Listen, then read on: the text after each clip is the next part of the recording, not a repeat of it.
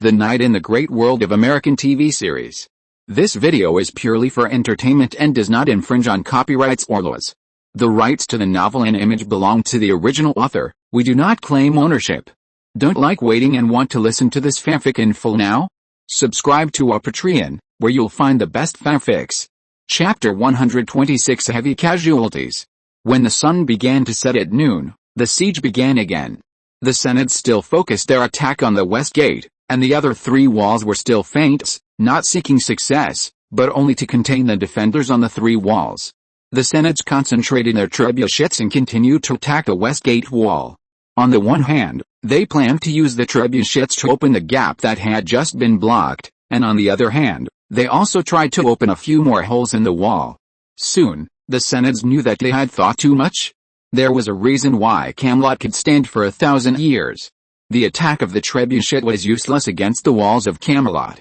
There was no way. The Synods could only concentrate their firepower on the initial gap and open the gap blocked by corpses and stones again.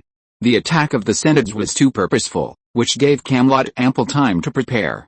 When the trebuchet opened the gap again, all the heavy war machines on the wall concentrated their firepower on the Synods' trebuchets. In this way, although the gap in the city wall was opened by the Synods again, the Synods' life was not easy. The siege equipment they prepared was basically destroyed by Camelot's concentrated attack.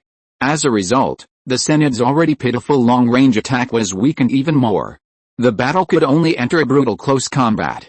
The mode of war, in the end, is a brutal fight between people, which will remain the same even in the future. The Camelots, who have the advantage of terrain, have a clear advantage in hand-to-hand combat, and the Synods can only experience what happened last night again. They rushed into the gap, were first covered by a rain of arrows, and then were killed by heavy infantry at the gap, and finally, under Kai's strong charge, they could only retreat in disgrace. This went back and forth several times, and the war ended again after the sun set. But unlike last night, the battle during the day today was even more brutal. More than 3,000 Synods fell forever near the gap.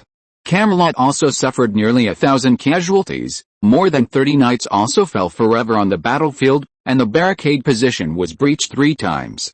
If it weren't for Kai's last-minute efforts to turn the tide and stabilize Camelot's heel, the west gate would have been declared lost long ago.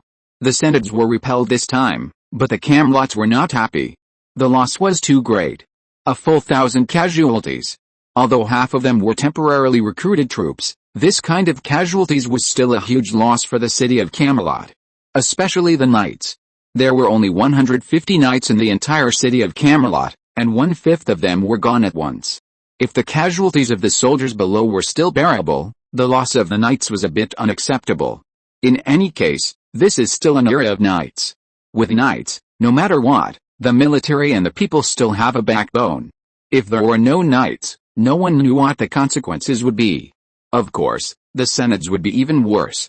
In just one day and one night, they lost 5,000 people forever, and the number of wounded soldiers was even larger. If the situation continues like this, it is estimated that within 3 days, the Synod people will collapse. Simply put, this day's battle was very painful for both sides. We can continue this war. After Synod returned to the camp, he quickly discussed with the nobles below, and then found Morgause and told her their decision. No, Morgause naturally couldn't let Synod give up like this. If there were no other variables, we would not be able to take this city. Do you know how many people we lost in this day and night? A total of 8,000 casualties. How many more do you think we will have to sacrifice? Don't forget, we can't even break through the west gate now. Camelot still has the inner city and the royal palace.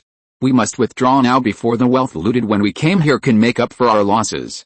You promised me before that you would create a great opportunity for me, but now, I don't see any chance at all. Does Synod want to withdraw? He doesn't want to. When he came here, he planned to destroy Camelot.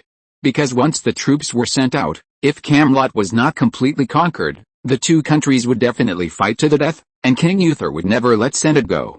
So Synod had not thought of withdrawing his troops before. But after only one day, Synod changed his mind. The casualties were too scary. The key point was that he could not see the hope of breaking through Camelot. Continuing would only cause more casualties and deepen the hatred between the two countries. There was no benefit. It was better to stop while it was not a loss. As for Camelot's revenge, Sened was not too worried. As long as he retreated to his own territory, Camelot would not be able to deal with him easily. Although he could imagine that such a day would definitely not be easy, it was better than sacrificing the entire country. Once the casualties exceeded the limit that Sened could bear, it would not only be Camelot that would cause trouble for him. Morgause was not a general, let alone a politician. Of course, she would not understand the twists and turns in the middle.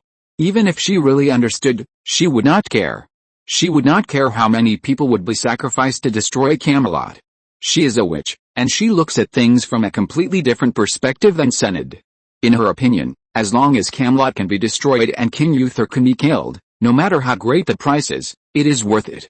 Those soldiers are worthless in her eyes, so they can be sacrificed at will. You disappoint me so much? Sened. Morgause looked at Sened with disappointment. She felt that Sened was completely in vain and was actually a coward. Would Sened change his mind because of Morgause's disappointment? Obviously not. Then I would rather disappoint you, Morgause, than sacrifice the lives of thousands of soldiers. After saying that, Sened was about to leave. He could understand that Morgause and he had different values, so he knew that it was useless to say more. Wait, at this time, a sweet and pleasant voice interrupted. Sened turned around and found that a woman who was more beautiful than Morgause appeared beside Morgause. This woman had long black hair and a graceful figure. Her demeanor was more charming than Morgause. The reason why Sened got involved with Morgause was not only because he had a grudge against Camelot, but also because of Morgause's beauty. This guy was quite capable and a wise ruler, but a wise ruler did not mean that he would not have his own problems. Anyway, throughout history, monarchs who have made achievements in the world are generally people with strong desires. Those who are pure-hearted and have few desires cannot be good monarchs. Who are you? However, Sened would not turn into Pig Brother when he saw a woman. He was not that low class. Moreover, this woman could appear here without anyone noticing. She was definitely not an ordinary weak woman. It takes good eyes to pick up girls. Chapter 127 Making the Most of Everything. Seeing the covetousness hidden in Sened's eyes, Niwe instinctively felt unhappy. However, this man is still useful now, so Niwe did not turn her face, but continued with a charming smile and said, "You don't need to know who I am. You only need to know that I will help Morgause to fulfill her promise to help you." When Sened heard this, he immediately threw aside the little thoughts in his heart. It's never too late to pick up girls, but the difficulties ahead are urgent. As mentioned before, Sened didn't really want to retreat, but he had no choice. But if there is a chance to completely wipe out Camelot, Sened will naturally not give up. "Do you have a way?" Sened asked hesitantly. After all, the help promised by Morgause was indeed fulfilled. Although the effect was not very good, it was indeed fulfilled. Given the previous credibility, he also had a little expectation. Morgause. Let them out. Niwe was too lazy to continue communicating with Sened. This was the arrogance unique to witches. In fact, compared to Morgause, Niwe is a little purer. Morgause can use sex, but Niwe can't, because she looks down on mortals from the bottom of her heart. Of course, this is also related to the characteristics of the triumvirate. The witches of this bloodline are all worldly. Simply put, they are full of desires. They love to love and be loved, to enjoy and be enjoyed. Because the triumvirate itself does not symbolize purity. Morgause was stunned and looked at Niwe. She knew you were talking about the 7 Midianites. She hid the 7 Midianites because she wanted to use them as her trump card. Just like they have always said to Sejin, if they want to change the situation of wizards, then necessary force is necessary. And these 7 Midianites are themselves trump cards against Sened to prevent him from repeating the mistakes of King Uther after successfully taking Camelot. But now Niwe. It's okay. Lord Sejin already has a better replacement, which is more powerful than the 7 Midianites. Lord Sejin is dealing with this matter now. It is estimated that in the next 2 days, the Midianites have lost their importance. They are no longer unique. Since the utilization value has begun to plummet, then we must make the best use of it. Everything is like this. Morgause got this answer, thought about it, and nodded. Then she took out a small bullhorn from her waist. With a melodious horn sound, a heavy horse hoof sound rumbled from far to near. Sened is an old soldier who can judge how many people there are just by the sound of the horse hoof, but the strange thing is that he can tell that there are only 7 people on the other side, but the horse hoof sound seems to contain something else. It makes Senate feel like he's waiting for thousands of troops. Boom boom boom.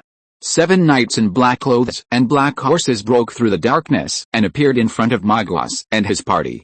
These 7 people were wearing full-body heavy black armor with huge spikes everywhere. Their helmets were extremely hideous skull helmets.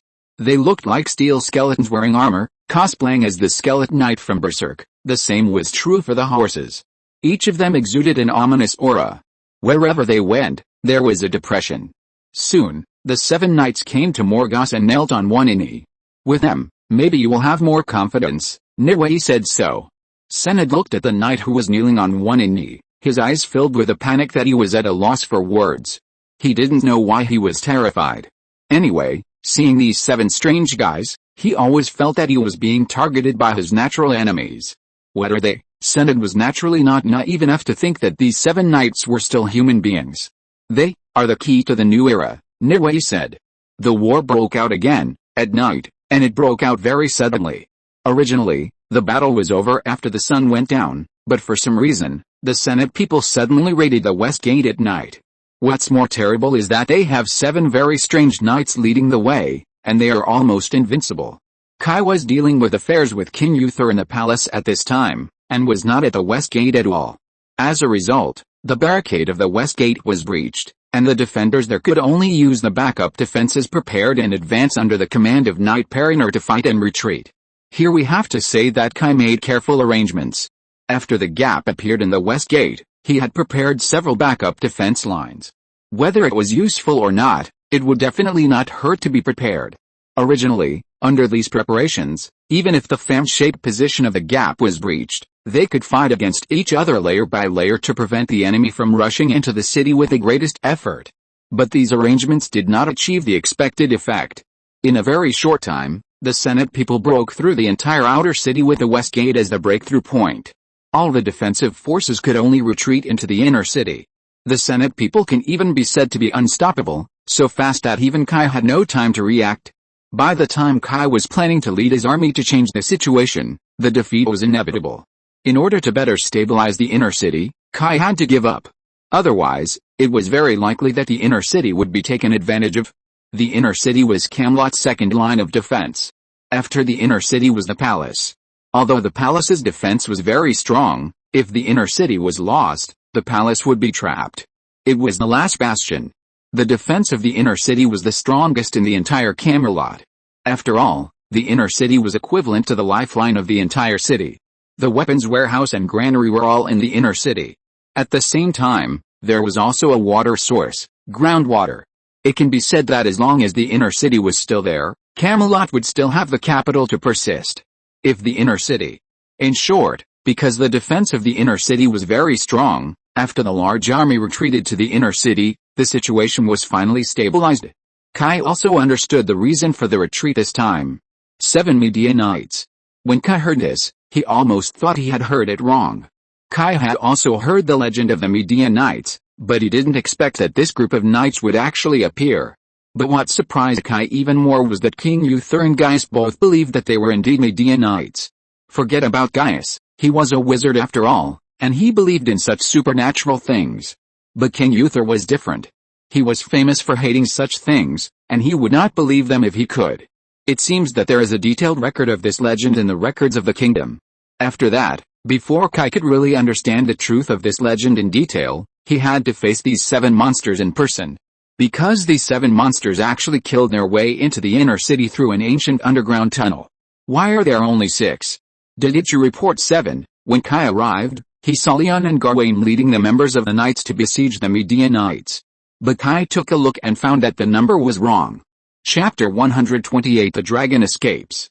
According to the report, 7 Midian knights led a group of Senids out of a tunnel that no one knew about. If they hadn't been unlucky and happened to run into patrolling soldiers, it is estimated that this group of people could have turned the inner city upside down. When Kai arrived, all the Senids had turned into corpses, and even the original tunnel was sealed. Only the 6 Midianites were fighting with the Camelot knights. Where is the other Midian knight? Kai found out as soon as he arrived that these Midianites and the Death Knights were similar in nature, and these guys could not be killed no matter what. Kai saw with his own eyes a Midianite being besieged by Leon and Gawain, with Leon acting as a diversion and Gawain responsible for the main attack. Lion was experienced, and the Midianite was completely pinned down. Then Gawain stabbed the knight 5 or 6 times at a very fast speed, but the knight was fine. The same was true for the other Midianites. They did not defend at all, but just attacked blindly. Even if they were pierced through the heart by a sword, they were fine. In this situation, how could Kai not care about the sudden loss of a Midianite? I don't know. He was there just now, but the knights on the side were also stunned. They didn't notice when a Midianite was missing. Then why don't you go find him immediately? Kai was almost pissed off by this. Is there anything more ridiculous than this? This is a war, how come no one even noticed when one of the enemies was missing? Are they all making a fuss? After saying that, Kai rushed to the battle group.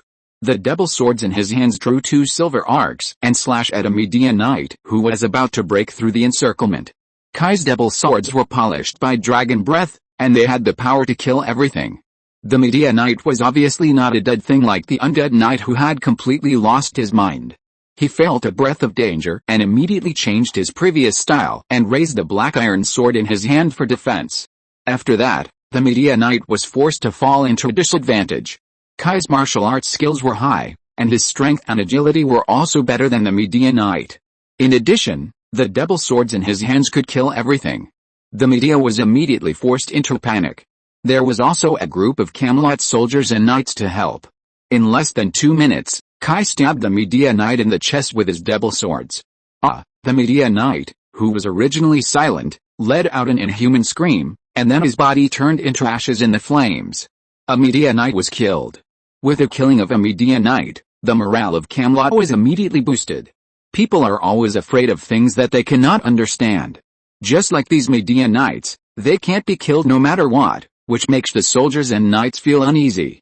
So when fighting, most people are timid and only exert 60% of their strength at most. They are afraid, so they will subconsciously hold back. In fact, do these Midianites really have the power of gods and ghosts?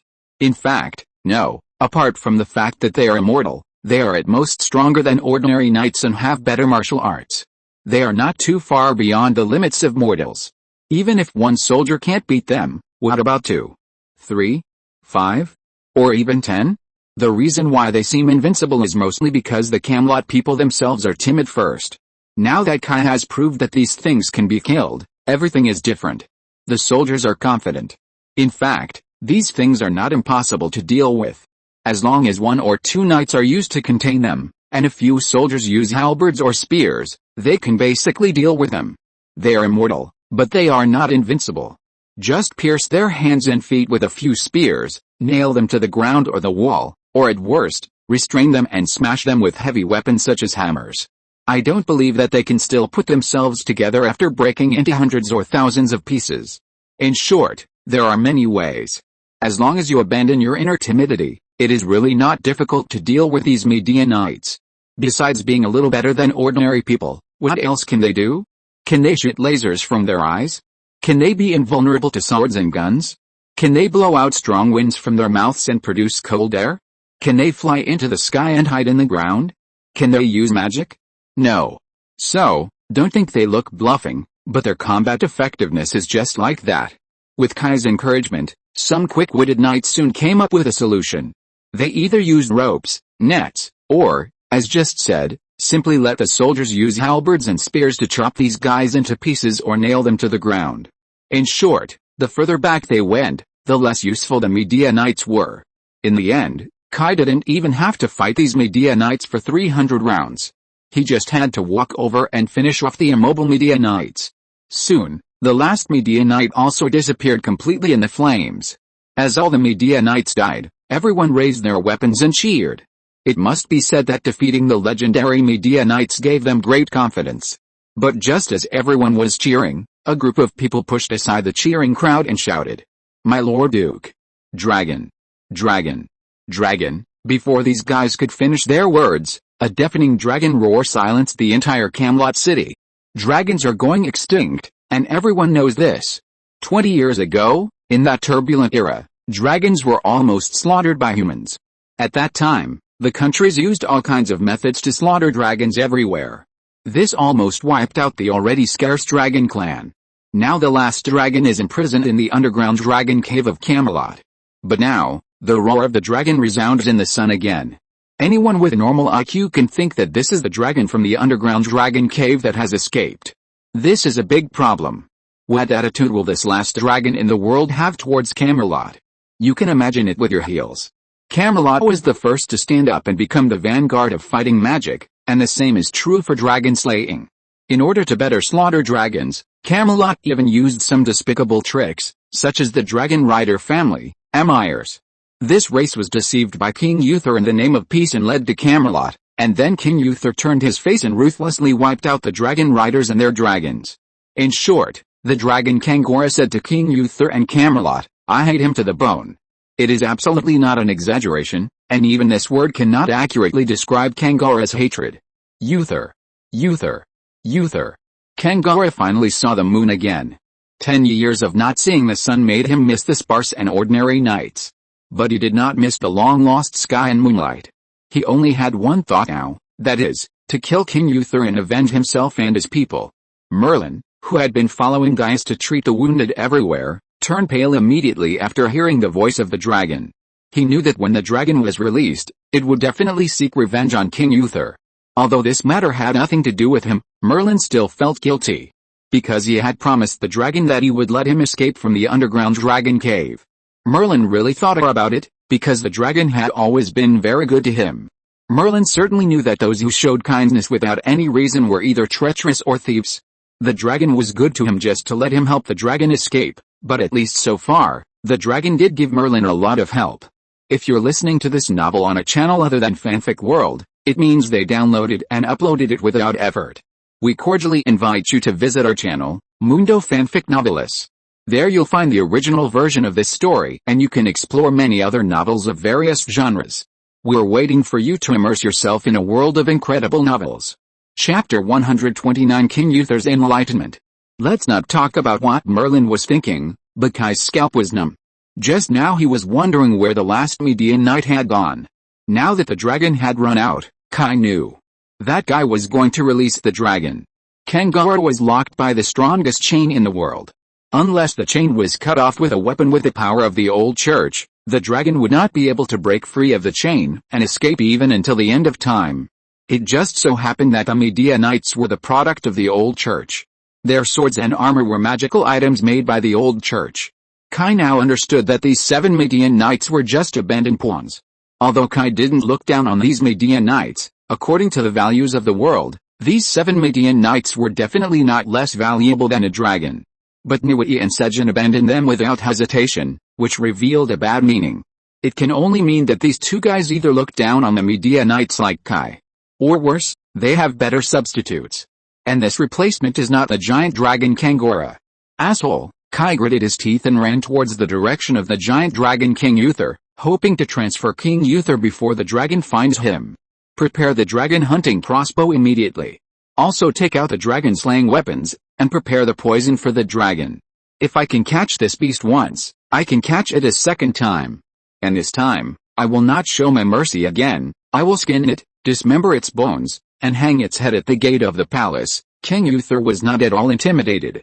In the eyes of this iron-blooded king, dragons were nothing special. He had killed many. As long as you are well prepared, killing a dragon is not a rare thing. Soon King Uther's orders were faithfully executed, countless soldiers and knights began to move, and 3 giant dragon hunting crossbows made entirely of metal were set up on the city wall. This giant crossbow is a secret weapon designed for dragons. It has a curse that is extremely vicious to dragons. The crossbow arrows it fires can ignore the dragon's defense, but the dragon has no good way to deal with it. The dragon's breath is ineffective against it. The dragon wants to destroy these dragon hunting crossbows only by physical means. This is the best relic left by the wizard to mankind, and it is also one of the few witchcraft items that King Uther has not destroyed. There are many knights holding dragon-slaying weapons around the dragon hunting crossbow. These dragon-slaying weapons are made of dragon bones. For other people, weapons made of dragon bones are better than ordinary steel weapons, but not much better. But for dragons, this weapon made of the same kind of bones may be the most vicious weapon in the world. Even more vicious than the dragon hunting crossbow. Not only can they ignore the dragon's defense, but they also carry a strong curse. Once a dragon is injured by this weapon, the wound will be difficult to heal. Why did Camelot hide in the mountains and forests for 10 years after being injured?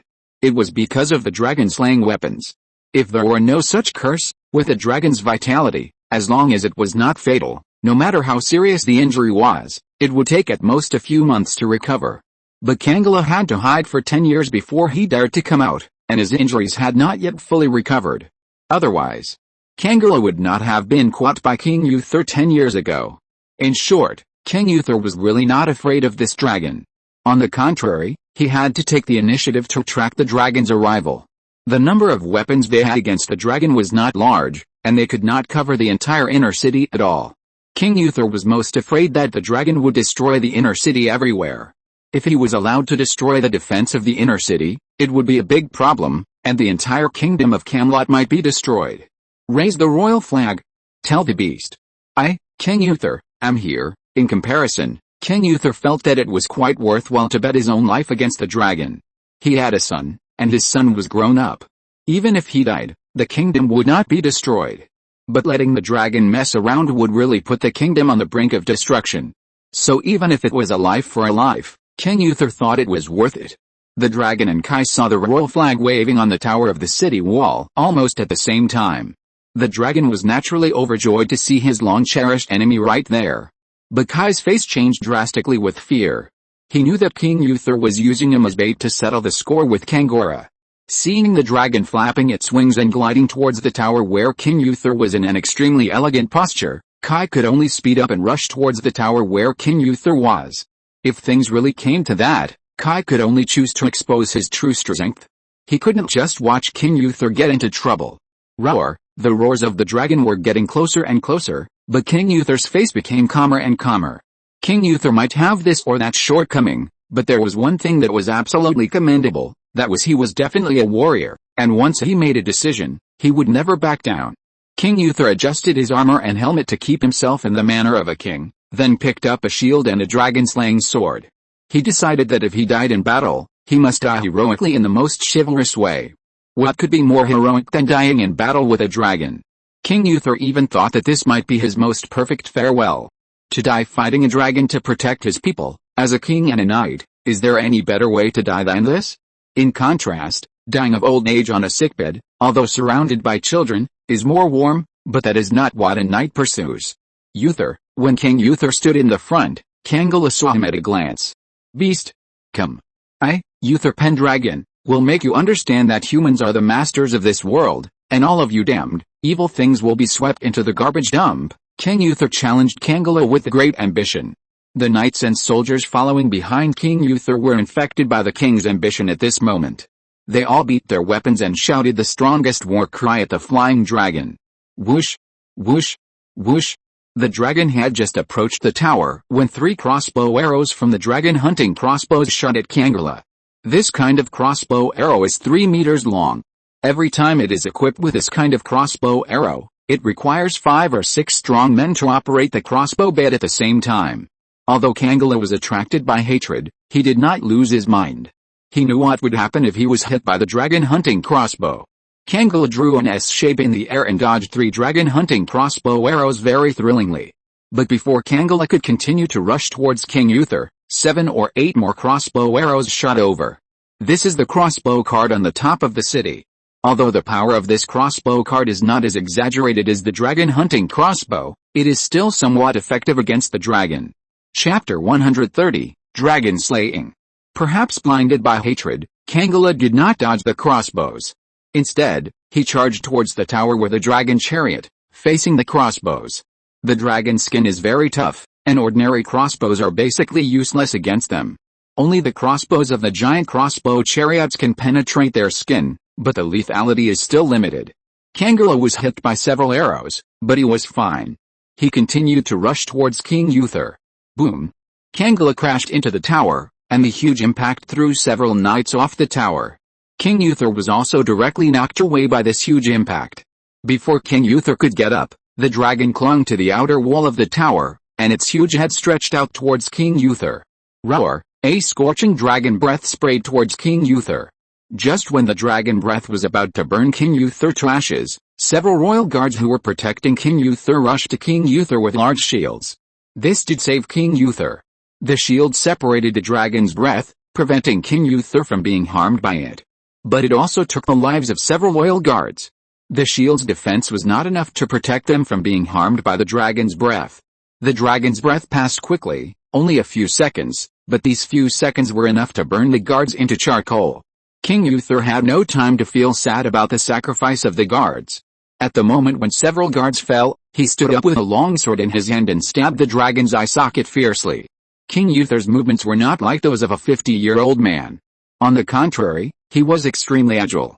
Although the dragon reacted, it was still stabbed in the cheek by King Uther. The long sword made of dragon bones opened a 30-centimeter gash under the dragon's eye. The burning dragon blood sprayed all over King Uther's face like free tap water. The high temperature of the dragon blood made King Uther's skin red, but King Uther didn't care. Instead, he drew his long sword and planned to hit the dragon again. But Camelot was not a real beast. He had a brain. After discovering that King Uther had a dragon-slaying weapon in his hand, Camelot immediately opened his wings and flew up. King Uther was also pushed away by the airflow brought by the dragon's flight. The dragon rushed into the sky, but he didn't run away, but planned to change his strategy. He had sobered up from his rage just now. He was a dragon, not a beast. It was obviously not an advantage to rush up and fight with humans recklessly like just now. Although he was strong and seemed to have a great advantage in hand-to-hand combat, in fact, King Uther was not without counterattack means. At least the dragon-slaying weapons in their hands caused no less damage to the dragon. The sword that King Uther had just struck him with was enough to make him feel bad. Although the wound was not big for the dragon's huge body, the problem was that the wound would not heal in a short time. On the contrary, it would continue to bleed. If there were more such wounds on the body, even the dragon would not be able to bear it. If the wound was in a vital part, it would be even worse. Therefore, the melee combat that seemed to have all the advantages was actually very risky. On the contrary, if the dragon was pulled away, the dragon's advantage would be quite obvious. Don't forget that he could fly. Flying is amazing. Camelot flew into the sky and disappeared into the night sky, but everyone was on high alert and did not slack off at all. They looked for the dragon everywhere, but found nothing. There were only bursts of dragon roars in the night sky, but no trace of the dragon could be seen. Under a bright moon, the dragon spread its wings and broke through the sea of clouds. Everything on the ground seemed to be under the shadow of the dragon's wings. Ready, under the organization of the knights, the soldiers lit the arrows of the crossbows and waited for the dragon to approach before shooting. As if it was agreed, when the soldiers prepared their crossbows, the dragon swooped down from the top of the city wall, with a mighty momentum that covered the sky and the sun, and shrouded everyone's heart like a haze. Shoot! With a command, countless burning crossbow arrows shot at the dragon. Camelot looked at these toys and didn't care at all. He saw that his wings, which had been folded up for the dive, suddenly spread to the maximum, which made the dive speed suddenly slow down, as if it was hovering in the air. The arrows shot by the crossbowmen were calculated in advance, and the distance between the arrows and the dragon was calculated. But Camelot suddenly slowed down, causing the advance time to fail, and all the arrows missed. When all the arrows missed, Camelot flapped his wings again and continued to dive towards the top of the city wall. Roar! When Camelot passed over the top of the city wall, a breath of dragon followed. The soldiers either hid under the battlements to resist the dragon's breath, or were burned to charcoal by the dragon's breath. After a breath of dragon breath, Camelot drew a big arc in the air again, dived from another direction, and like a bomber, wantonly ravaged the defenders on the city wall. Fortunately, at this time, the dragon hunting crossbow was ready again.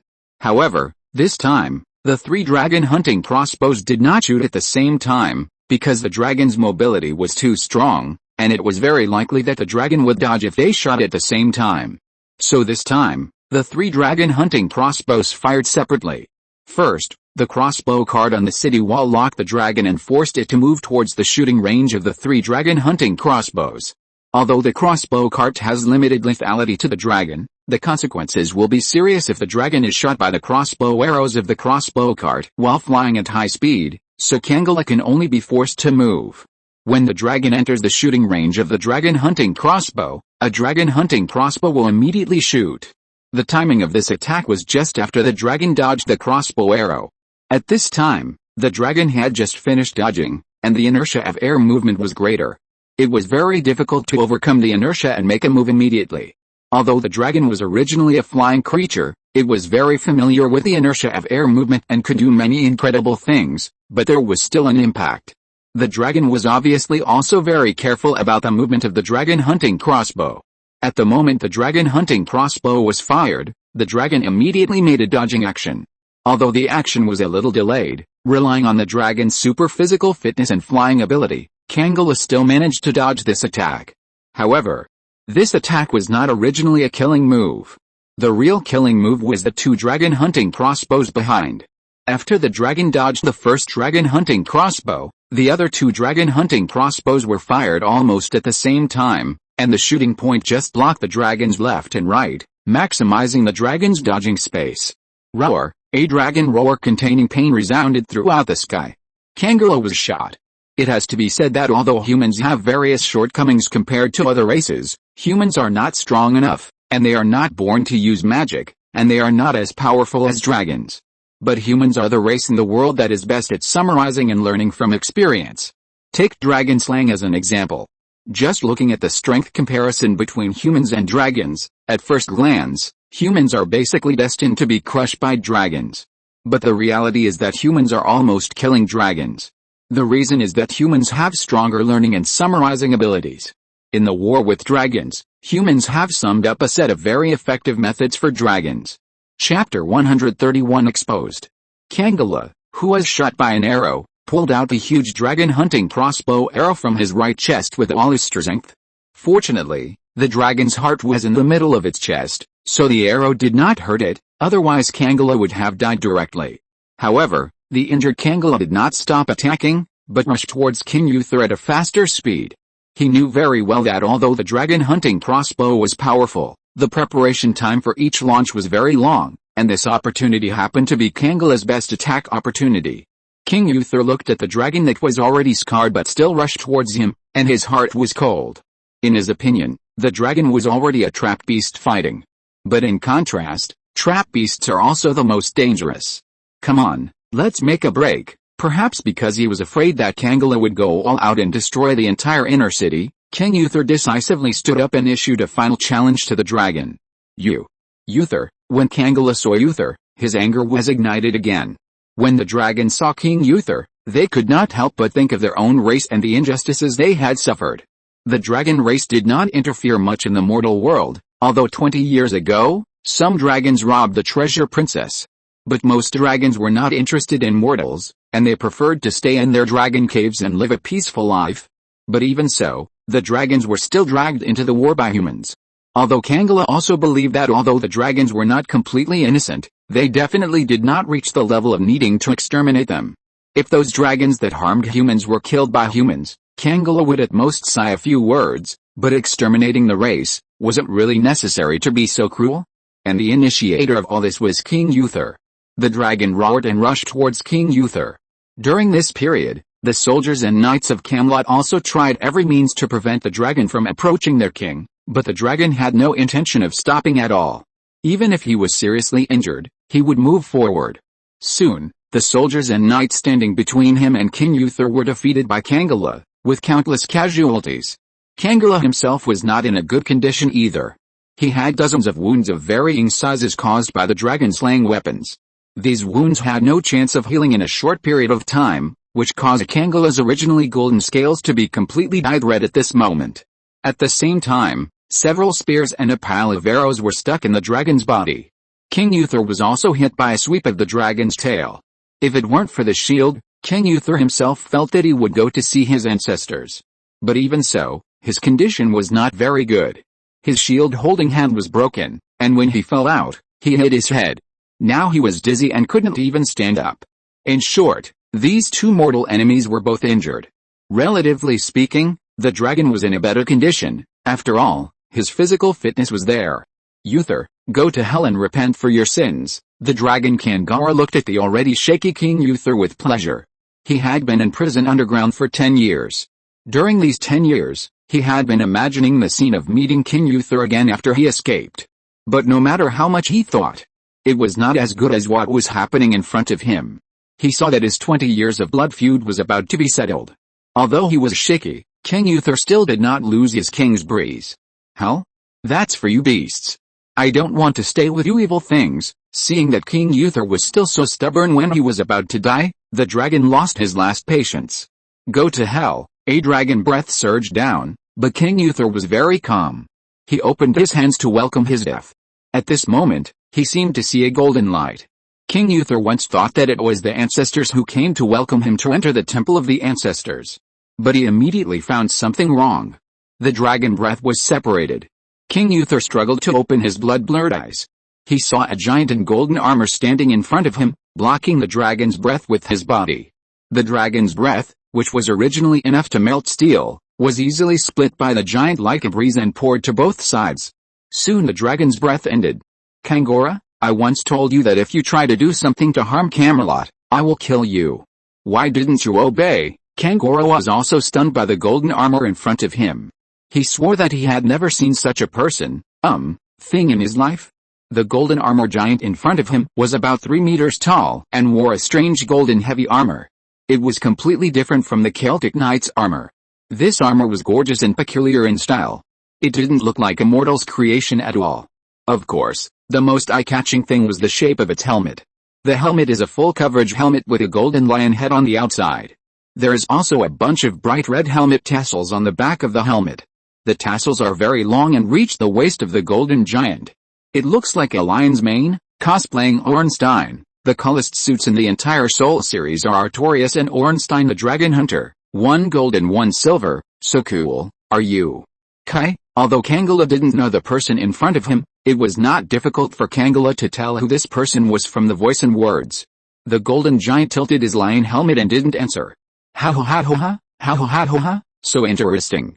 So interesting, although the person in front of him didn't answer, Kangula still recognized that this was Kai. Then Kangula started laughing, and the sarcasm in his laughter was heard by even an idiot. Kangula looked behind Kai and saw King Uther kneeling on one knee. He said sarcastically, Uther, you have been fighting magic all your life. Then I want to ask you, what do you want to say now? Your adopted son, the child you have always trusted and placed high hopes on, has also betrayed you.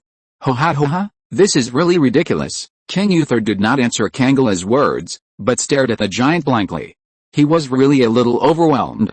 He couldn't believe that his adopted son, the Grand Duke of the Rhine, who he personally canonized, actually had magic. He didn't know how he should react.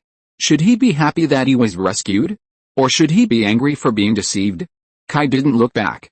He could actually explain that what he used was not actually magic, at least not Celtic magic. But the problem is that this thing should be the same thing in King Uther's view.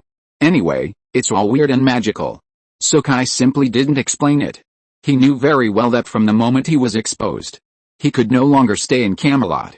If he stayed, what would happen to King Uther's position?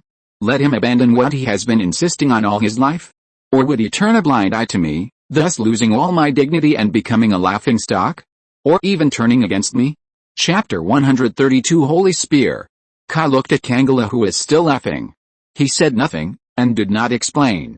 He just waved his hand to the knights who were a little timid and asked them to take King Uther away. When the knights saw Kai's gesture, they immediately breathed a sigh of relief. Although they could not accept this sudden turn, at least this man did not seem to have any bad intentions. In any case, ensuring the safety of their monarch was the most important thing. As for what to do next, that was not their concern. Seeing a group of knights surrounding King Uther, Kangula immediately looked over. Although everything in front of him was enough for him to laugh at King Uther, it did not mean that he would let King Uther live. But as soon as he made a move, Kai blocked his sight. Kangula, you should know that as long as I am here, you can't hurt Uther. Kai proved his position with his actions. Kangula looked at Kai seriously at this time, with a hint of confusion in his eyes. Why? Kai? Why do you want to protect this tyrant? You are in the same group as us. You are also an alien in Uther's eyes. Do you want to be like those wizards and let King Uther hunt you like hunting wild beasts? Wake up, Kai. After seeing Kai reveal his true power, Kangula's defense against Kai dropped a lot. Because in his opinion, he and Kai are natural allies. King Uther hates everything related to magic. Now that Kai has revealed his true power, he naturally stands on the opposite side of King Uther. What's more, Camelot can't see what benefit it will bring to Kai if he saves King Uther. On the contrary, if King Uther dies, it may be a good thing for Kai. Kai has an unparalleled reputation in Camelot. As long as he kills King Uther, he has a great chance to become the ruler of Camelot. Faced with Camelot's persuasion, Kai shrugged. You don't need to worry about what will happen to me in the future. Even if there is no place for me in Camelot, I can leave. The world is very big anyway. Don't forget that I have been to many places. Some places are not bad. I can go to another place and continue my life. Anyway, leave, Kangora. For the sake of our past acquaintance, leave here and never come back. Kai couldn't comment on everything King Uther had done. Kai had his own sense of right and wrong. He certainly didn't think that what King Uther did was right, but people will never be absolutely rational creatures. On the contrary, in many cases, human emotions will account for a greater proportion. King Uther may really be the source of all evil, but his kindness to Kai is real. Kai couldn't leave him alone. Kai never thought that he was the kind of iron-faced and selfless person. In his previous life, sometimes when Kai was bored, he would think about a question. If his relatives and friends broke the law and he knew about it, what would he do? This is just a boring idea, but when Kai asked himself, he would hesitate and tangle. He asked himself that he could not break the law knowingly, nor could he kill his relatives for the sake of justice. In the end, Kai thought that he was sick. How could such a coincidence happen? Why did his relatives and friends break the law when they were fine? Kai did not have the courage to be a saint. Kai really could not do the kind of behavior that could kill his loved ones for the so-called justice. Kai always felt that there must be no such person in the real world. Because people who do this are either crazy or really saints. Kai was wrong. In the world where Kai lives, there really is Morgana. In the first season of Merlin, Morgana almost killed King Uther for the death of her father. When I watched that episode, I kept thinking in my mind, is the screenwriter an idiot? In short, Kai's idea is very simple. He admits that King Uther did not do well. But so what? Don't even think about touching King Uther. Letting Camelot go is already Kai's greatest mercy. What else do you want? But on the other hand, he is willing to give Camelot a way out. After all, this old dragon is miserable enough. Leave here? Ho ha ho ha, what about my people who were killed by King Uther? I once believed in this devil, thinking that peace could be achieved by compromise, but this devil deceived me and betrayed me. He killed all my people, and I am the only one left in the world. I lost my people and my relatives. The only reason I live is to seek revenge on him. If you want me to leave, you can. Leave Uther to me. In Camelot's view, Kai's proposal is simply the biggest joke in the world. Living alone like this is more unacceptable to him than death. Hey. It seems that the negotiation has failed. So, do you remember the duel between us 10 years ago? Now, it's time to decide the winner. Camelot's choice left Kai with no choice. Since he had planned to leave, Kai couldn't leave such a big unstable factor. This was also Kai's return to King Uther for his 18 years of nurturing. Camelot didn't say anything, but just stared at Kai. He was more conscious than Kai, and he didn't plan to leave alive today. Although Kai once told him that there were still dragons outside of Great Britain, Camelot no longer wanted to verify it, because for him, his world was only so big. And in this world, he had long been alone. Kai drew out the two swords at his waist, and the two swords joined together. After a burst of light, a knight's gun with a strange shape appeared out of thin air in Kai's hands. The conical gun body seemed to be woven from the most gorgeous material in the world, and the whole was in a spiral shape. This was the second time Camelot saw this knight's gun. He still remembered that Kai once introduced this knight's gun like this. The pillar of light given by the light elves from Alfheim, forged by the dwarves of Nidavellir, is called the Spear of the Vanguard, the spear that shines in the farthest distance, or the spear that shines in the end, the anchor of the storm. Longerminiad. Although Camelot didn't understand the specific meaning of this sentence, he could feel that this gun was very cool. Kai held the gun handle with both hands, inserted the knight's gun in front of him, and looked at the dragon quietly. Camelot gathered his mind and took a deep breath. Then he spread his wings. As the wind whistled, the dragon's figure gradually rose into the sky. As it rose into the sky, a series of spells came out of the dragon's mouth. The spell seemed to attract the moonlight. As the dragon's body gradually rose, a layer of faint light emanated from his body, which was so similar to the cold moonlight. With the appearance of the light, the dragon's wounds no longer bled, and some unimportant wounds even healed quickly. His vitality also recovered at a speed visible to the naked eye. The dragon was using magic to heal his own injuries. Although the wounds caused by the dragon-slaying weapon were still indifferent, overall, the dragon's condition had returned to a strong state. He was going to fight to the death. Roar! With a loud roar, the dragon fell from the sky like a meteor under the moonlight, aiming directly at Kai. Kai pulled out the holy spear, Longaminiad, which was stuck in the ground. When the holy spear was pulled out, countless golden light points gathered on the spear from all directions. After these lights gathered on the spear, they immediately began to rotate in a spiral, shining at the spear of the end.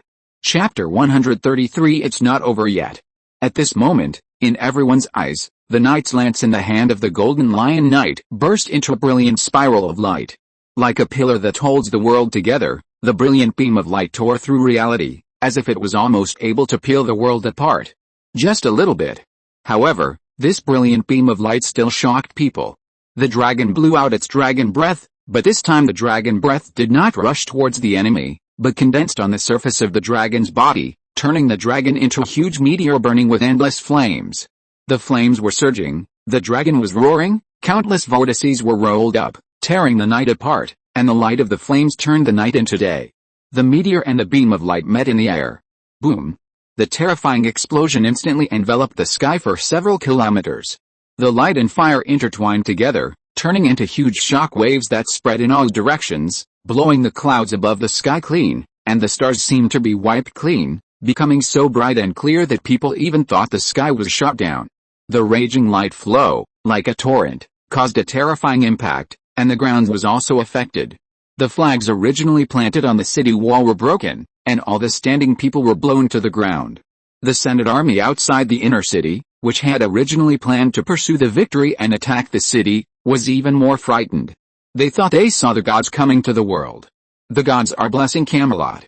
This is the idea of the Senate people, so all the Senate people ran out of the city in a hurry regardless of the huge impact of the airflow.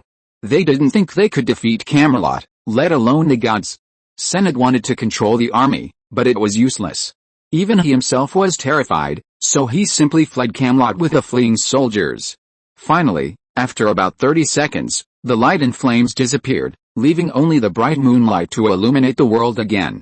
People looked up and found that the golden armored giant was still standing there, and the knight's spear that created a miracle-like scene was inserted back into the ground by him.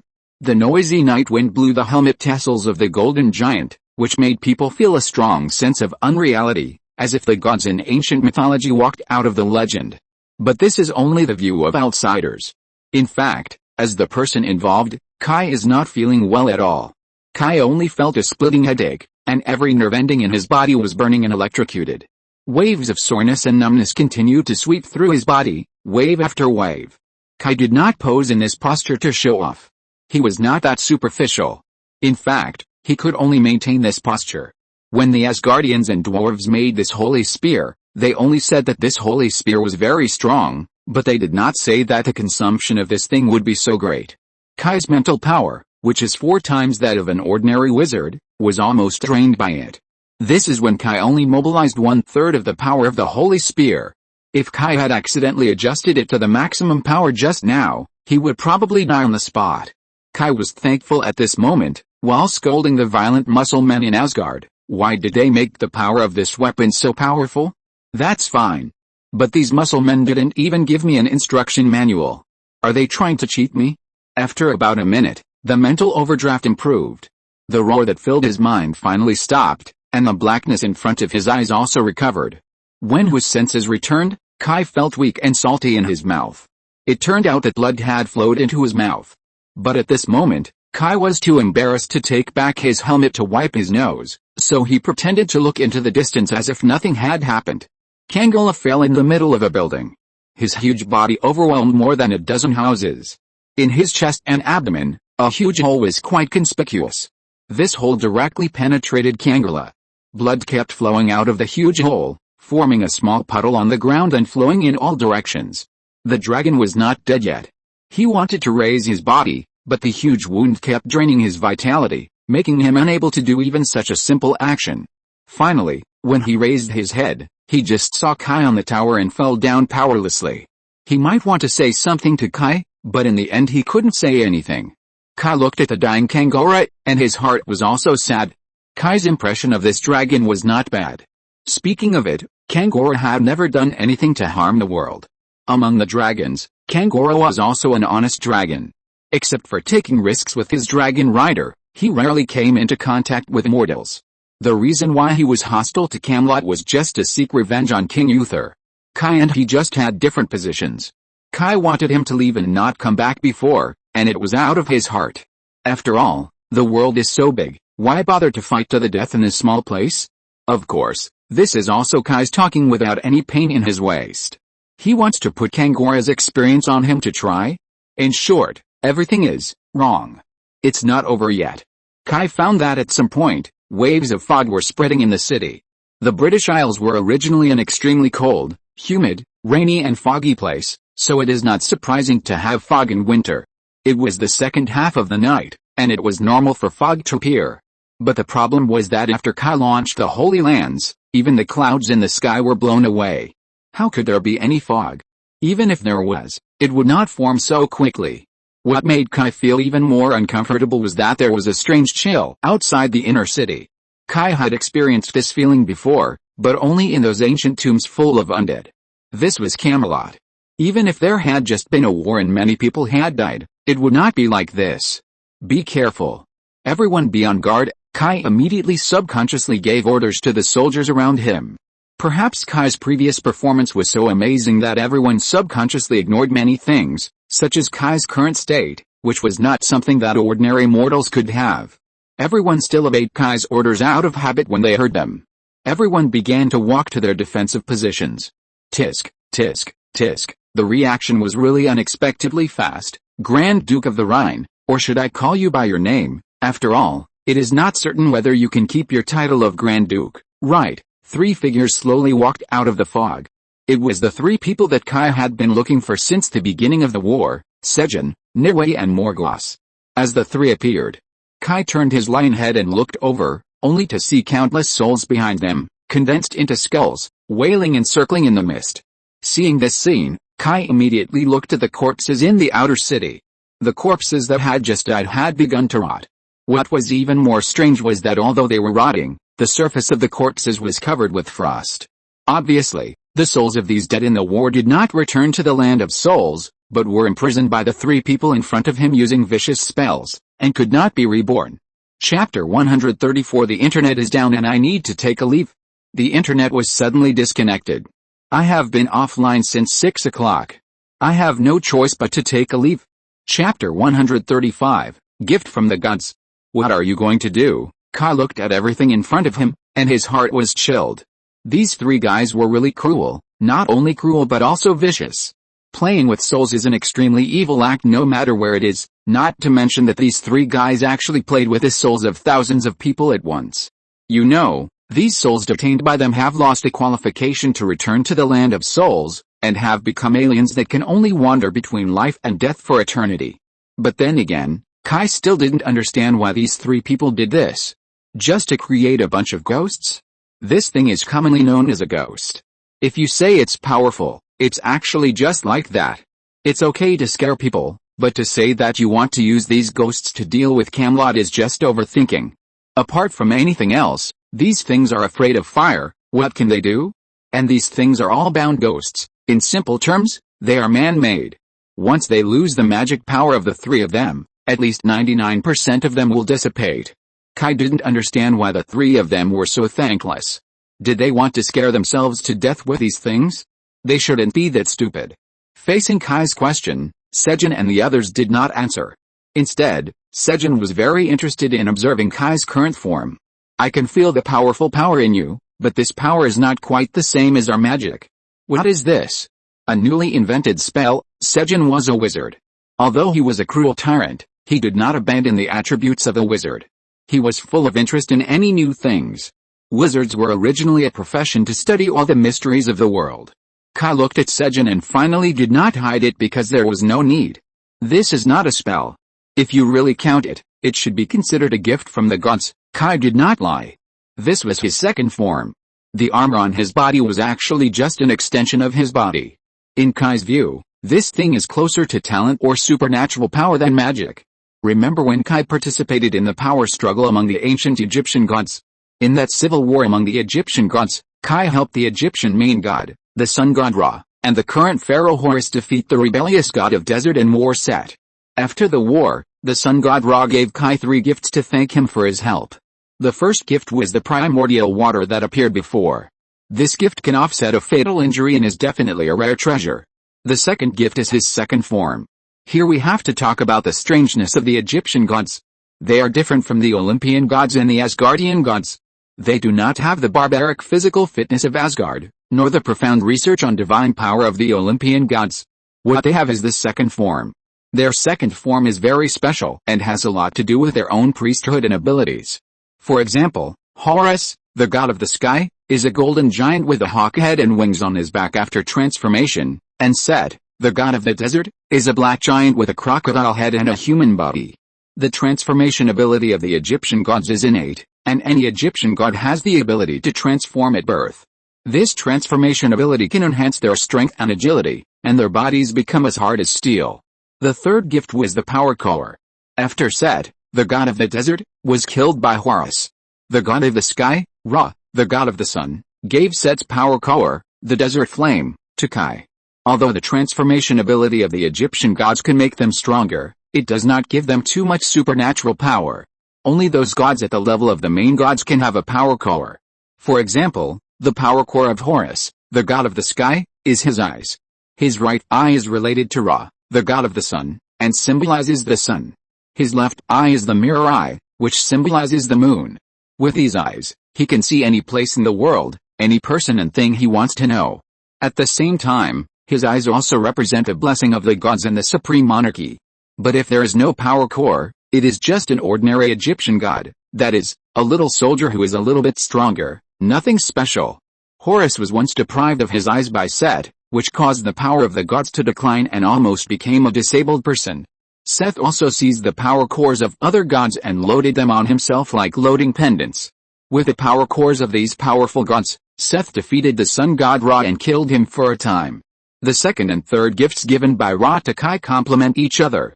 In a sense, Kai is the Egyptian god of war and desert. His second form was also designed by Ra according to Kai's wishes. A lion burning with golden flames. Unfortunately, Kai does not seem to fit with Seth's power core. He does not like the desert and is not keen on war, so he cannot exert the same powerful power as Seth. However, it is enough for Kai. The power core has brought him enough benefits. Perhaps it is because of this that the sun god Ra is so generous.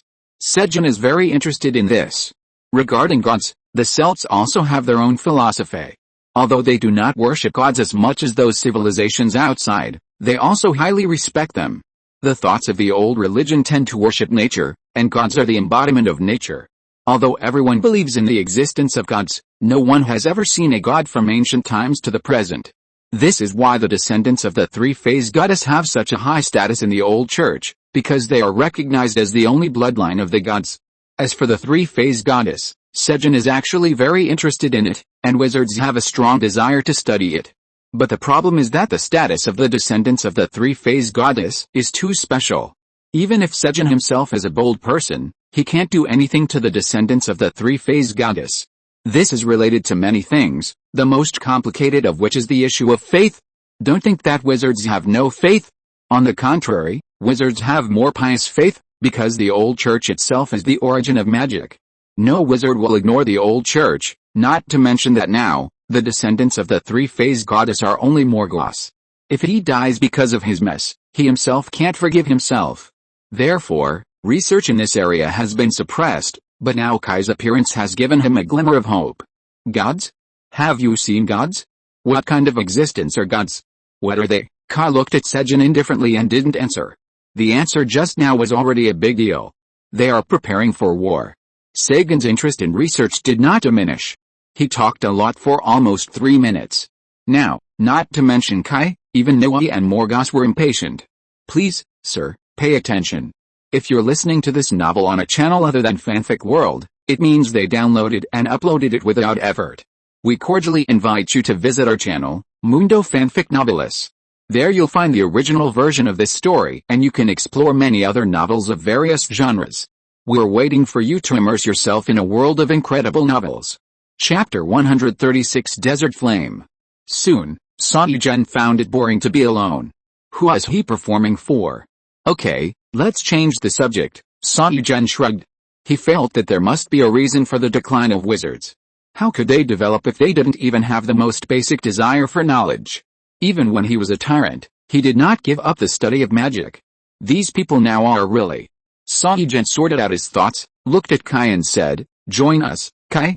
Those mortals don't deserve your loyalty, they will only treat you as an alien. Look, no matter how hard you try, you can only be inferior to them. You are more capable than that idiot prince, and you are more suitable to rule this country than him, but what did that stupid king do? He only gave you a duke title and a baron territory, and wanted you to continue to work for them. But look at you now, you are so powerful, so perfect, why do you still want to surrender to a bunch of ignorant mortals? You deserve more.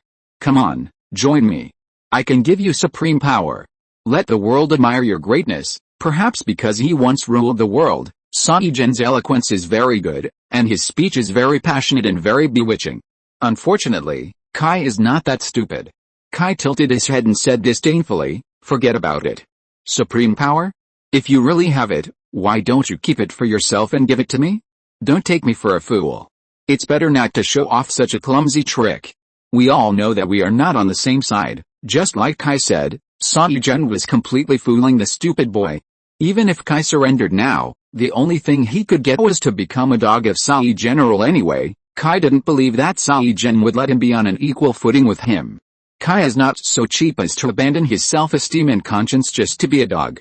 Saigen was not angry because of Kai's refusal. If he hadn't seen Kai's true form, he might be angry and think that Kai was ungrateful. But the problem is that the strength Kai has shown now is enough to be on an equal footing with Saigen, so his attitude will naturally be different. "Well, I'm just trying. What if before Saigen could say anything, Nui pulled his sleeve and whispered, "My lord, the dragon is dying. We don't have much time." On the other side, the dragon Kangala's breathing was already weak and he was about to die. "Well, I need to finish the opening of this feast as soon as possible, and then we can talk about the future." Saigen emphasized the word future, and then, without waiting for Kai to retort, Saigen raised his hands and chanted a spell.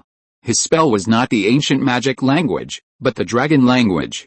Dragon language is an extremely difficult language, at least it is very difficult for human vocal organs to produce that kind of sound and tone. Only some gifted people can learn this language. For example, emirs and some ancient wizards. In the roar of dragon language, the dragon blood under Kangala began to flow silently, and along with the ground, it gathered around Saigen, gradually forming a huge magic circle. Then endless darkness began to engulf the earth, and the moonlight completely lost its brilliance under the invasion of darkness.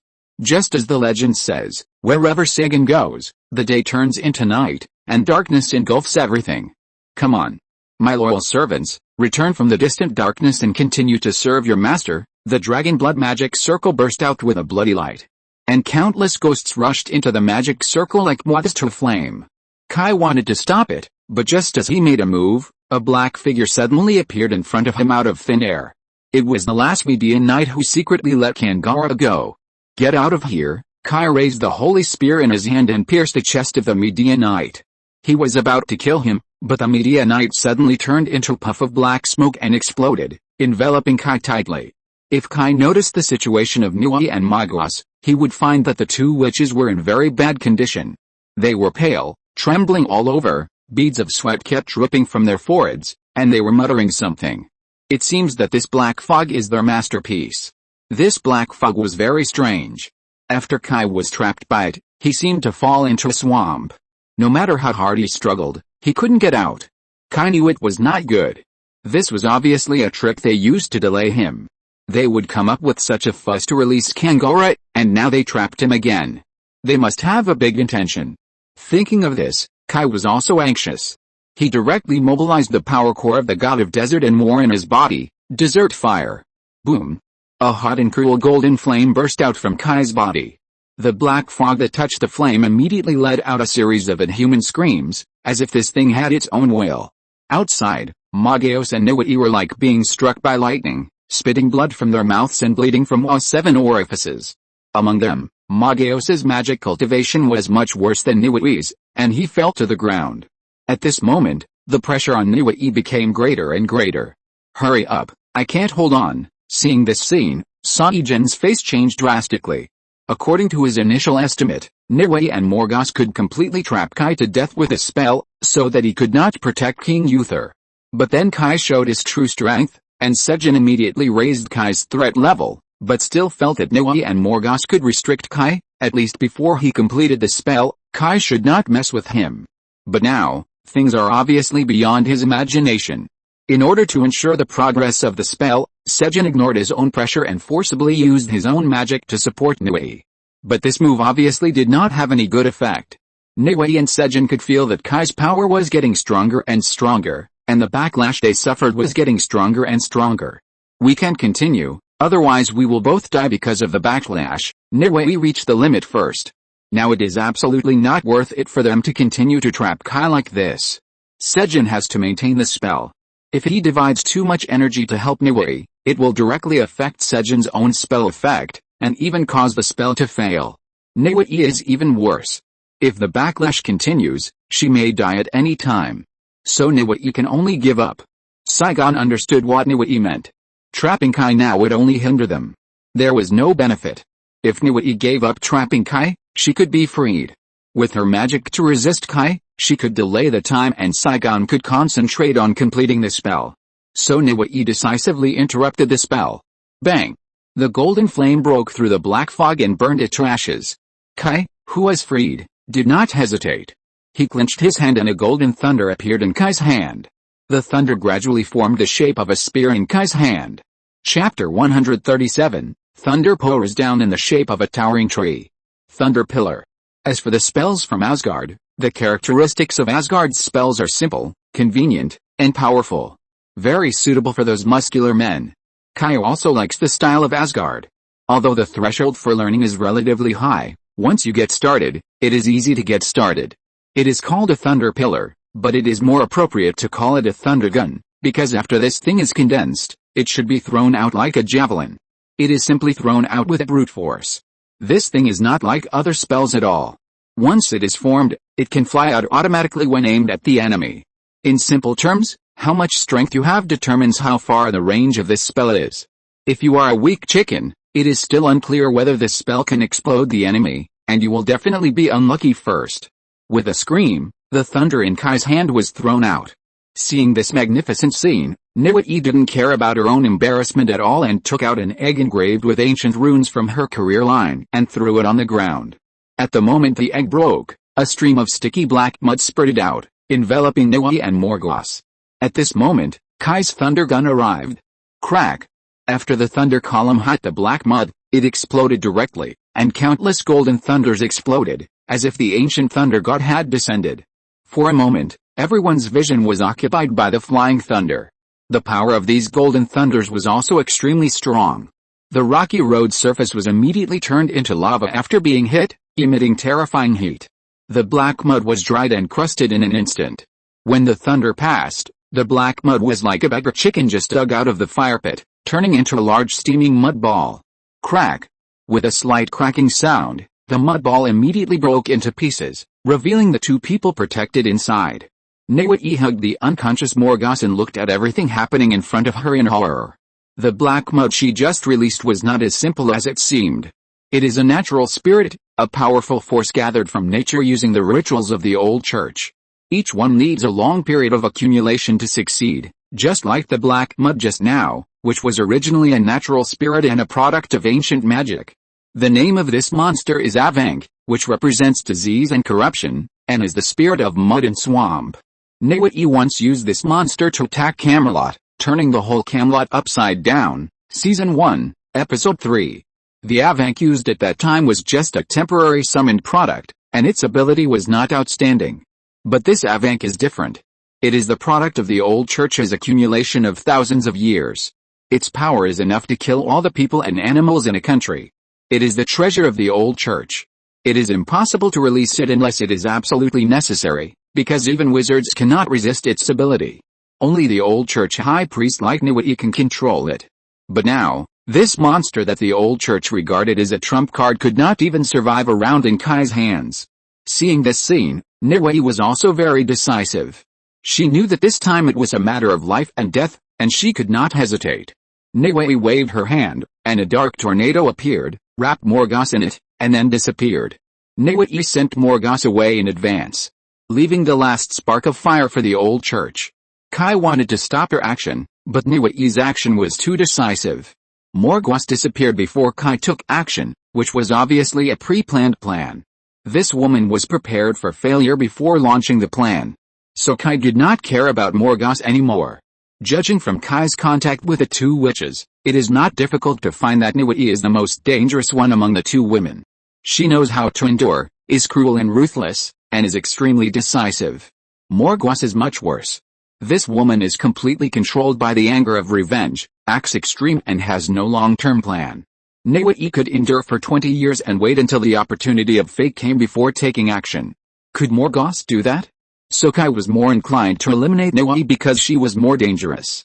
The golden desert flame slowly burned on Kai's body, and finally gathered on his back to form a pair of wings of light feathers, cosplaying as Imperius, the angel of courage in Diablo III. This is also very handsome, especially his wings. In order to buy wings on Battle.net, the author didn't know how many days he spent to collect platinum coins, because Krypton gold felt a bit expensive. Then he swung the holy spear in his hand, and the spiral gun body of the holy spear immediately stretched and became thinner, and finally turned from a knight's gun into a spiral lance. When the lance took shape, the desert flames immediately wrapped around it like a living thing, causing the pure white spiral lance to ignite a blazing flame, and quickly began to turn red and hot. Kai pointed the spear directly at Niwei, without saying a word, but the meaning was clear. He would not hold back. In response, Niwei just smiled coldly. At the same time, he secretly observed the progress of Sejin behind him. Although Sejin has accelerated the progress, this ritual is Sejin's first time to use it, and he is not proficient at all. Moreover, the ritual itself is huge and complicated. It is impossible to complete it in one go. Otherwise, Sejin's pride would not have taken the trouble to make such a careful plan in advance.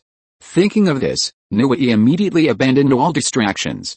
What Sejin is doing now is not just to deal with Camelot. Sejin has a greater goal than Niwei and the others. Niwei and Morgause are only obsessed with their personal vendetta against King Uther, but Sejin wants to restore the heyday of wizards. The two have different heights. However, Niwei does not oppose Sejin's ambitions. On the contrary, she is happy to see it come to fruition. It's just that Niwei in the past could not do this at all, so she would target King Uther.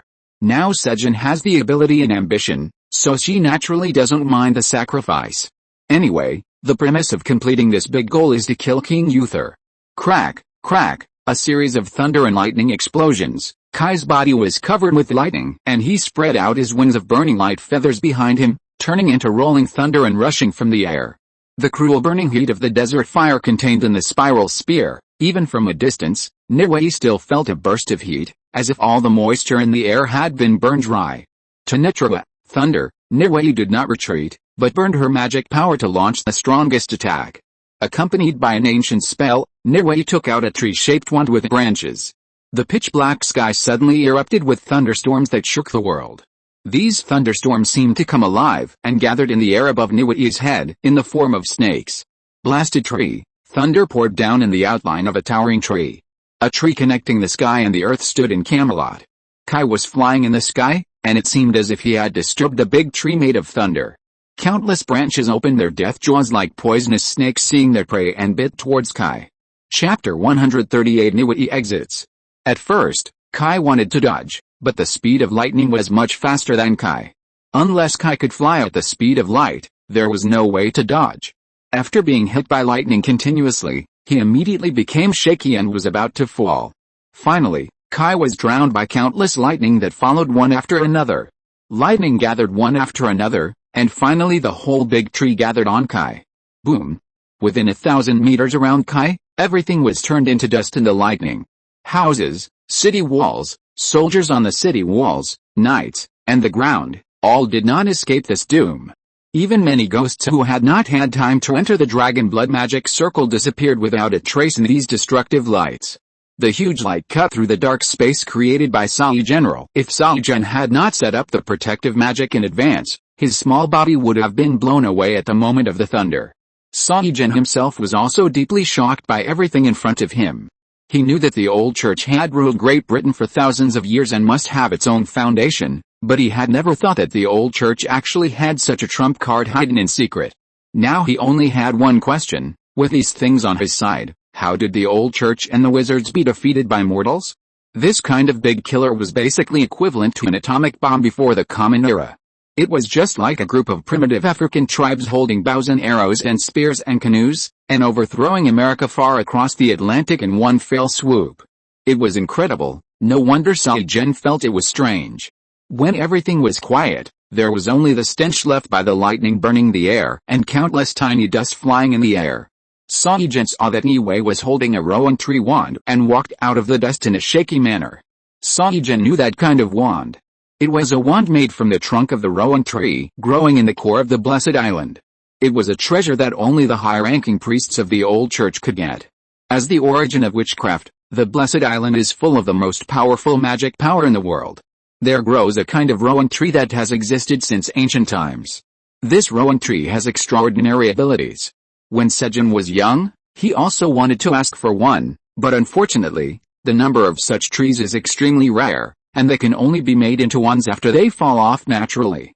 There are not many of them in the old religion, so Gen did not get his wish. Later, Gen did not need such things to enhance his abilities. But he never thought that a rowan tree wand could have such power. Yes, Gen did not believe that Niue had such power. If she was really that powerful, she would not need Gen at all, and she could overturn the entire mortal world by herself. What is this? Niue staggered to 10 meters away from the magic circle before stopping. She had no strength left. The spell just now had consumed all her strength and even overdrawn her life. It was a miracle that she was still alive.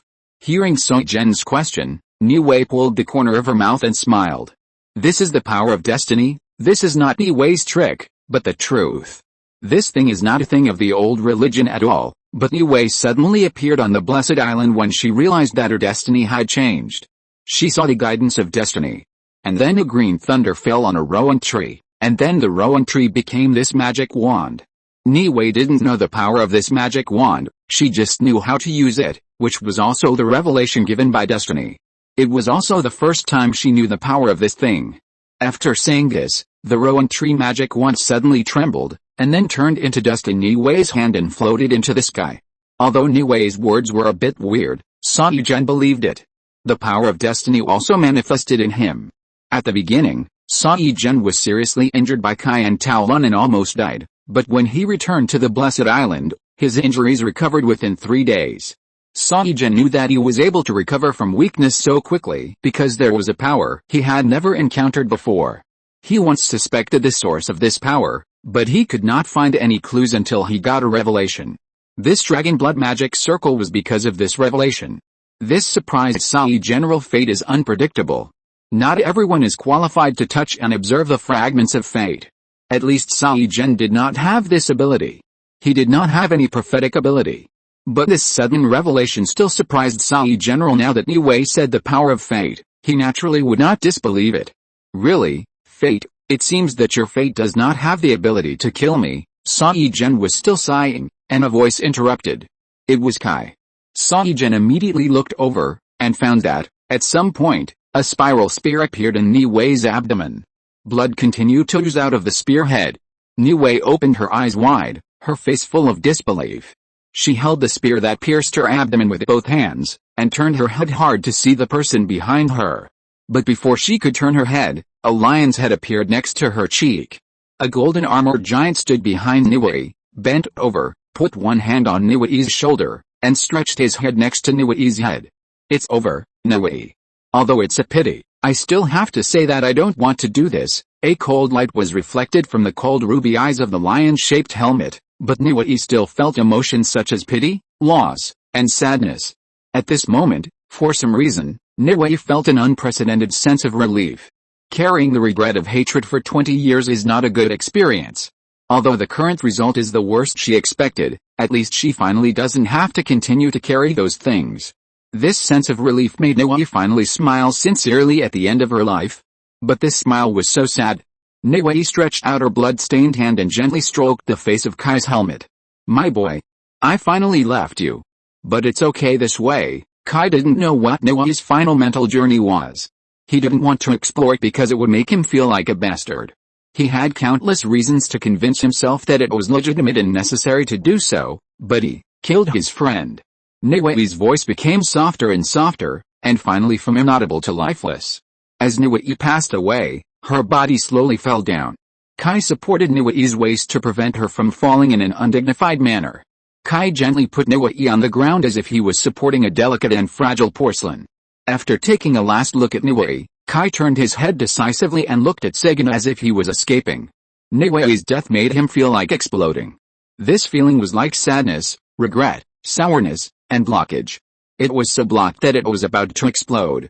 And Sagan was the best target. Chapter 139 Shadow Rift. Saijin also looked at Kai coldly. He had not expected that Niue was dead. But he was not angry about it. Saijin had only been revived for 3 days. He had no friendship with Niue.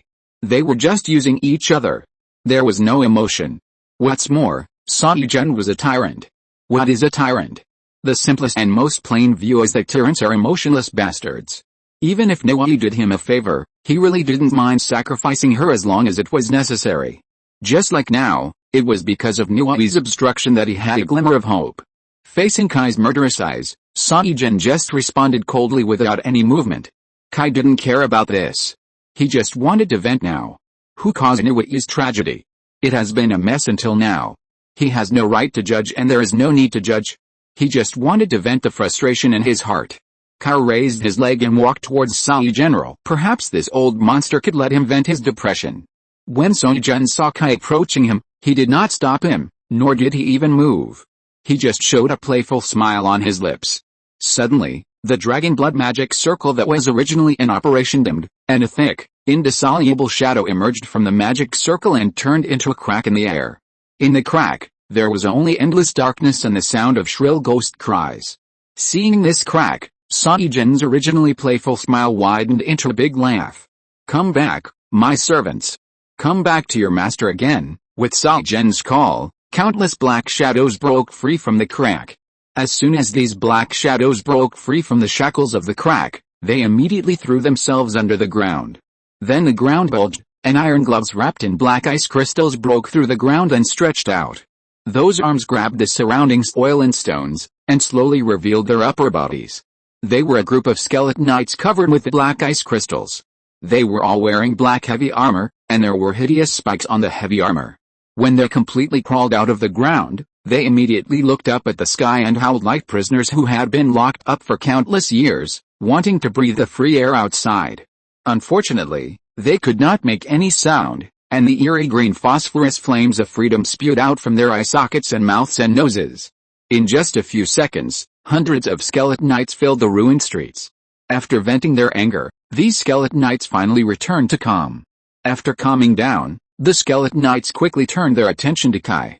Being stared at by hundreds of terrifying skeleton knights, even Kai felt a little inexplicably uncomfortable. Kai has seen a lot of these undead creatures. When the Egyptian gods and Sumer went to war, Alesis, one of the Egyptian gods, would bring at least tens of thousands of skeleton warriors every time he went into battle. But those skeleton knights were obviously different from these things. The most obvious difference was that these skeleton knights looked much more advanced. Not only were they fully armored and well equipped, but their aura was also incomparable. More importantly, Kai discovered that these things had souls. They are more like Death Knights. No, they are closer to Medea Knights. They are much stronger than Death Knights. At least Kai felt thinking from them. They are not completely incapable of thinking. Kill him. Saijin didn't want to waste any more time. He had more important things to do. These Death Knights are just appetizers. With Saijin's order, hundreds of meters of skeleton knights immediately pulled out a black giant sword from the ground, and then grasped a rain made entirely of phosphorus fire in one hand. Then countless bones flew out of the hole they crawled out of, forming a skeleton warhorse with phosphorus fire all over their bodies under them. The skeleton knights riding on the warhorse opened their mouths wide, let out a silent war cry, and charged towards Kai. Seeing the skeleton knights drowning Kai, Saigen smiled. He knew that these skeleton knights were not enough to kill Kai, but it should be no problem to hold him back. In this way, he would have time to prepare the final feast. Originally, Saigen planned to complete the ceremony in one go and summon all the troops he wanted at once, but Kai did not expect it. He had to take the risk to suspend the ceremony and summon a group of his former loyal subordinates to come to help. As a tyrant, although there are many people who hate him, there are also many who are loyal to him, otherwise he would not be called a tyrant. However, doing so is also very risky. After all, he got this ceremony because of revelation, and he did not conduct a more in-depth study of this ceremony. Suspending the ceremony rashly may lead to backlash at any time. But after Nui was killed, he was in a dilemma. He could not end the ceremony, and he did not have much power to stop Kai. The backlash he suffered from helping Nui before made him unable to distract himself again. Saigen was also a ruthless person. Compared with standing still and watching himself being killed by Kai, he was more willing to take a chance, so he relied on his rich experience in magic to forcibly suspend the ceremony, and then used the power of the ceremony to summon a group of helpers to break the situation. Fortunately, he succeeded, which was simply the favor of fate.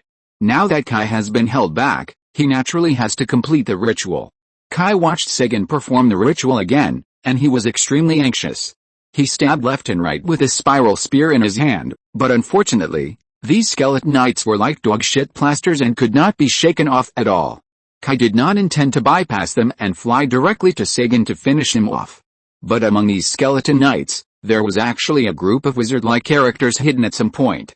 Each of these guys looked similar, but until the fight started, Kai discovered that there were also some skeleton wizards hidden among these skeleton knights, but these guys were also dressed in knight costumes, and there was no difference between their appearance and other skeleton knights. But when Kai flew into the sky, it was different. A round of concentrated fire almost made Kai capsize. Originally, Kai was almost killed by Nui's tree-shaped thunder.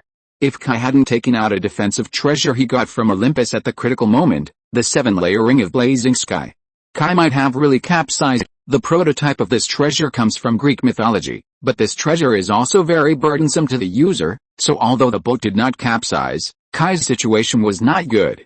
In addition, he had no defense against a sudden round of concentrated fire, which made Kai suffer a little and dared not run to the air to be a target again.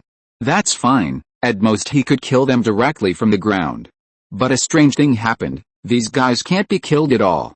Originally, Kai's Holy Spirit self has very sacred power, and coupled with the baptism of dragon breath, it is too easy to kill some undead creatures.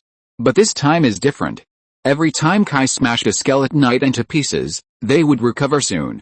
Although it can be felt that part of their soul breath has dissipated and their strength has weakened, they just won't die. In other words, Kai's fighting for a long time was all in vain. Of course, if he kills them a few more times, he should be able to completely wipe out their souls, but the problem is that time does not allow it. Seeing that Saigen's progress is getting faster and faster, Kai has no time to grind with these skeletons. Thinking of this, Kai simply took out his trump card. Kai flapped his wings of light feathers to free himself from the entanglement with the skeleton knights, and then without waiting for the skeleton mages hidden among the skeleton knights to make any move, Kai directly used his ultimate move. Chapter 140, The King's Treasure and the Bone Dragon. Gate of Babylon, Treasure of the King. The space behind Kai spread out circles of golden ripples, and then, gorgeous weapons emerged from the ripples. Kai adjusted the angle of the golden ripples, and aimed 2/3 of the weapons at the skeleton knights, and the rest at Saigen, who was still performing the ceremony. Milamudinger, following Kai's voice, the weapons that stretched out of the ripples immediately shone brightly, and then shot out like cannonballs. Boom! The explosion was deafening and resounded through the sky, so much so that even the Camelot people who were hiding in the inner city kept looking out of the city wall to see what was going on. Those skeleton knights were not afraid of Kai's treasure of the king, and still rushed towards Kai desperately. However, although Kai's treasure of the king was just a copycat, its power was real. These skeleton knights might have some strength, but they could only be smashed into pieces under the power of the treasure of the king. Of course, Kai's real target was not these miscellaneous soldiers, his real target was Saigen. Unfortunately, Kai was disappointed.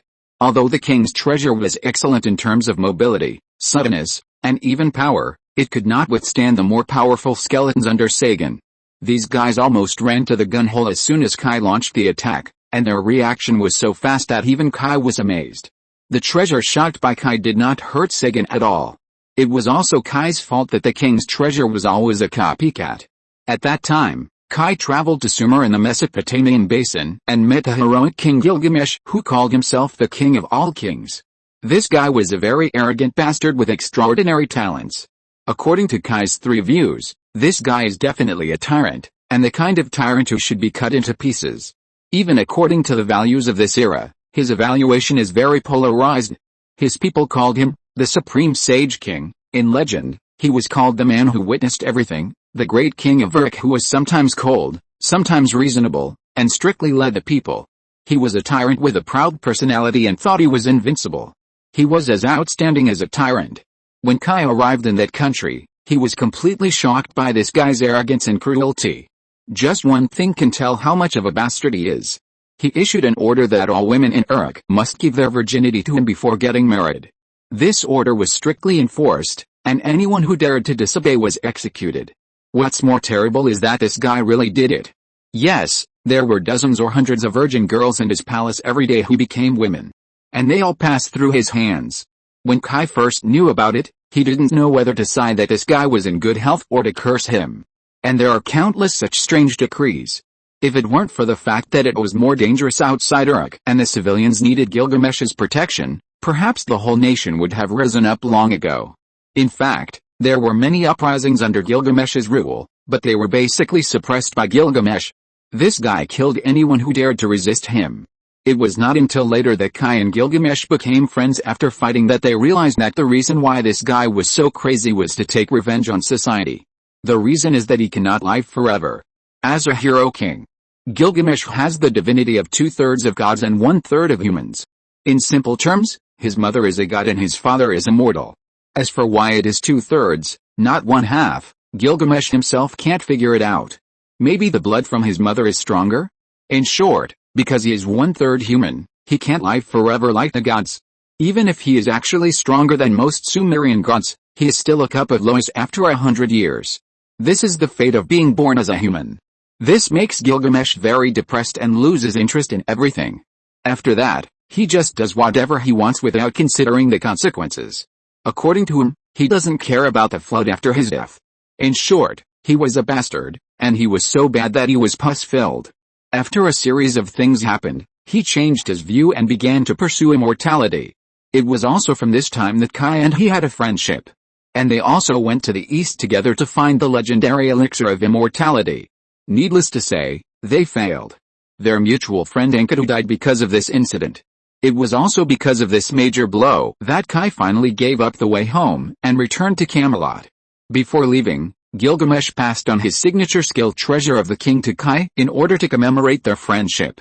The real treasure of the king is Gilgamesh's unique ability. When he was born, his mother and all the gods blessed him with all the treasures in the world. This ability is actually a concept. As long as the treasure exists in this world, it can be found in his treasure house. Remember, it is any. As long as the treasure has existed, whether it is in the past, present, or future, it will appear in his treasure house. Kai does not have this ability. His ability comes entirely from copying, or more precisely, from copying.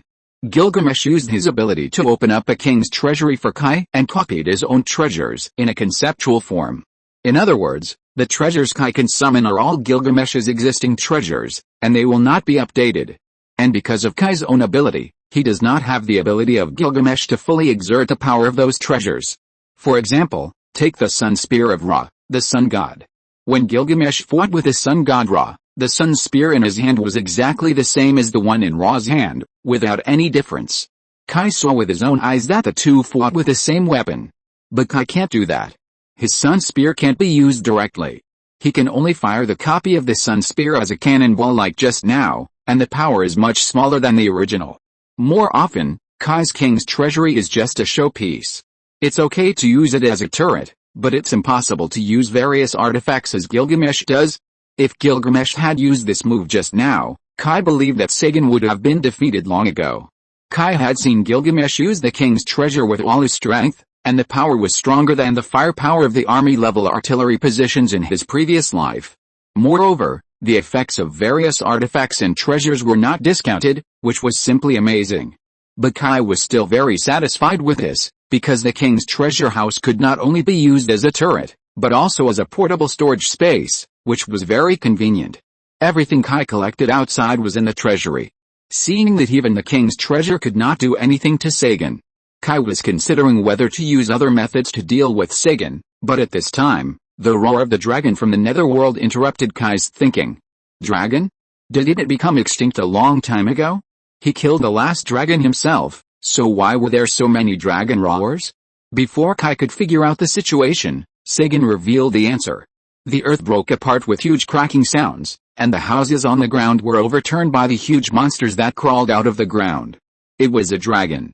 To be precise, it was the skeletons of giant dragons that had been dead for who knows how long.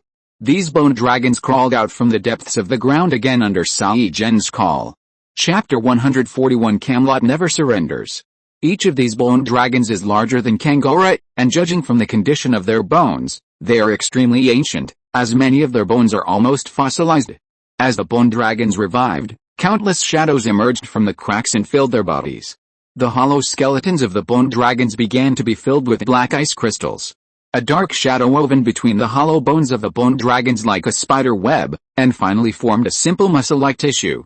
Even the wings of the bone dragons, which were only bones left, were connected by a layer of shadows, acting as wing membranes. The bone dragons with only bones left naturally could not fly, but with these shadows as a supplement, they flapped their wings and flew up. Ho-ha, poor mortal, wail under my supreme work. The age of wizards will come again in my hands. At this moment, Sai-Gen was indeed very proud. Dragons, this mythical race, were the pinnacle of existence even in his era. Wizards and dragons always kept to themselves. Sai-Gen never thought that one day he would be able to create a race that could rival dragons. This power similar to that of the creator made Sai-Gen feel that he had the whole world in his hands. As long as he had such an army of bone dragons, he could conquer the world to the end. He could accomplish an unprecedented feat. Perhaps to highlight Sai-Gen's pride, those bone dragons opened their mouths one by one and roared silently, flew into the sky, patrolled the earth, and spewed out dark dragon breath to destroy any living creatures they saw. Even the inner city was not immune to being attacked by bone dragons. Under the threat of these terrifying beasts, people could only dodge in panic, screaming in despair from time to time. This moment seemed like the end of the world. Standing on the back of a bone dragon, Sai-Gen saw the city he had built destroyed under his feet, and he felt an unprecedented sense of relief in his heart. This place was indeed built because of him, but these untouchables who originally lived in this great city because of his kindness not only betrayed him, but also forgot his great achievements. This city polluted by dirty people no longer needs to exist. Sai-Gen felt that after conquering the entire Celts, he would naturally build as many cities as he wanted. No, it should be after conquering the entire Celts that he should build a city more magnificent than Camelot in front of him. Then after conquering the world, he would build a magical city that could never be surpassed to commemorate his unprecedented and unparalleled great achievements. Sai-Gen was obsessed with his own great achievements. The people on the ground fell into an unimaginable hell. They never thought that one day they would suffer such a terrible scene. The sky no longer had light, the earth was torn apart, the dead began to wander in the world, and terrible monsters flew in the air. This is hell. This is the end of the world. Countless civilians either knelt on the ground and cried or were stunned like zombies. Everything in front of them was beyond their understanding, so they didn't know how to react. They didn't even want to believe that everything in front of them was real. Even the knights were the same. Pick up your weapons, knights. Do you want to be cowards? Just when the knights had given up thinking, a majestic voice woke up all the knights. It was King Uther. King Uther walked out of the wounded camp with a broken arm and a long sword in his hand. Behind him was Arthur, who looked anxious, and Knight Lion, who was also injured. Seeing King Uther appearing injured, all the knights looked at their lord. Although King Uther was in a mess, there was no fear or despair in his eyes. In other words, in his opinion, fear or escape had no meaning. When destruction came, either he would be killed like a dog, or he would muster up the courage and break the other's teeth even if he died. You swore to me that you would protect Camelot and his people. Have you forgotten? Desperate situations may make people despair, but they may also make people desperate and desperate. Since they are going to die anyway, why not find a more decent way to die? There is no coward who can become a knight. Moreover, it has come to this point. Is there any meaning in courage? Therefore, the knight's psychology began to reverse, and the morale that had been extremely low was stimulated. No. We will always remember our oath. Seeing the knights roaring with dread eyes, Uther put away his original anger and his expression became serious. He looked around at the crowd that had gathered. As Camelot people, we should march forward bravely, fearless of darkness. Our spears will break, our shields will be shattered. But Camelot people will never surrender. Even if we die, we will still fight with swords. Even if we are destroyed, we will greet the dawn of destruction with the most heroic attitude. Warriors of Camelot, pick up your weapons, remember your oath. Tell those bastards. You are noble Camelot people. Camelot will never bow its head, Camelot will never bow its head. Countless people were infected by King Uther, and they abandoned all their worries, fears, and unnecessary personal emotions. They just wanted those who wanted to destroy Camelot to understand that there are no cowards in Camelot. King Uther raised his sword and shouted loudly, "Die! Die! Camelot is fearless! Die! Fight to the death! Die! Die! Die! Die!" When I wrote this paragraph, I was watching The Lord of the Rings 3, The Return of the King. This movie is one of my favorite movies. I watch it every year. The speech of King Theoden of Rohan is absolutely wonderful, especially the last "die" is absolutely shocking. Die. No one expected that the first to respond to King Uther was Gawain, who had always been the most carefree and cynical. He rode on his warhorse, raised his sword, and shouted to everyone, "Let us embrace that damn death, the people of Camelot are fearless." The other knights were naturally unwilling to lag behind. Gawain was just a newcomer who had just joined the knights. They didn't want to be outdone by such a rookie. For a while, the momentum on the scene rose to an incredible level. Seeing the knights start to prepare their horses for battle, King Uther smiled with relief. Perhaps because he was too excited just now, King Uther felt weak and dizzy. Arthur and Leon beside him immediately rushed over to support King Uther. But King Uther pushed them away forcefully. "Prepare my horse, father," Arthur shouted worriedly. "Let me go." "Your injury, shut up.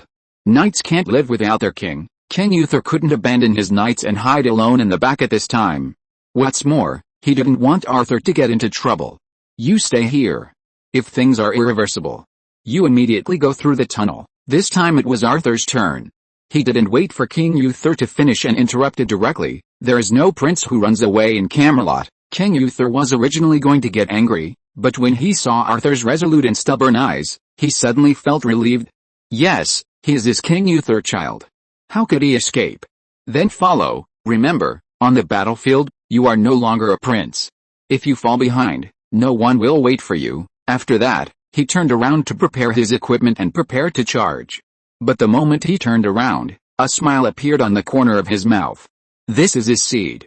Chapter 142 King. Walking into the ancestral hall next to the palace, King Uther looked at the statues of the kings of the past and calmly thought about his gains and losses in his life for the first time. He began to recall every bit of his life as a king, and he began to reflect on whether he had really done something wrong. It was obvious that the matter was related to the war 20 years ago. If it were not for that war, would Niwi release Sejin at all costs for revenge? Thinking so, King Uther kept thinking back to the original intention of doing all this, in order to avenge his wife. Maybe it's a bit wrong.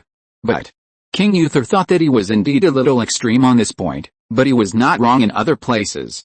Shouldn't wizards be defeated? Yes. Their existence made the kingdom lose its dignity, the people lose their safety, and everyone lived in fear. In that era, everyone was just a pawn of wizards. They created countless inhumane tragedies for their own selfishness. They always released their desires at will and never cared about the suffering of the people. Wizards must be defeated. I am right. King Uther was a stubborn king. Even if destruction was imminent, he would never admit his mistakes, never. Those who can use swords have gone to collect their weapons. At this time, King Uther's most trusted knight, Leon, walked in from outside, holding King Uther's armor in his hand. King Uther was injured before, and the armor was taken off. Now the king is going to step onto the battlefield again, and Leon must put on the armor for the king. But after Leon came in, he found that King Uther was staring at the statues of the previous kings motionlessly. "Your Majesty," Leon asked respectfully. I don't know if Leon really woke King Uther up. King Uther looked at the statues of his ancestors and asked leisurely, who am I? Leon. Leon was stunned for a moment, and then said, you are king, your majesty. Do you believe in your king? King Uther continued to ask. Leon didn't understand why King Uther asked this, but he still answered honestly according to his habit. As he put the breastplate on King Uther, he said, whether you live or die, my majesty, your soldiers and knights will follow you and fight to the last moment. King Uther didn't know what he was thinking, but he mechanically opened his arms and let Leon put on the breastplate. Whether you live or die, King Uther said with a little self-mockery. Where are the brave soldiers and knights of Camelot? Where is the trumpet of victory? King Uther never thought that one day his kingdom would be so embarrassed. The outer city was broken by the barbaric Senate people who had always been despised by him, and his magnificent royal city was ravaged by those dirty monsters, and he could only watch. They are like raindrops falling on the mountains, or the breeze blowing across the grasslands. They have long disappeared. The glory of the past is like the setting sun, disappearing safely behind the mountains and shrouded in darkness. How could it become like this? Leon.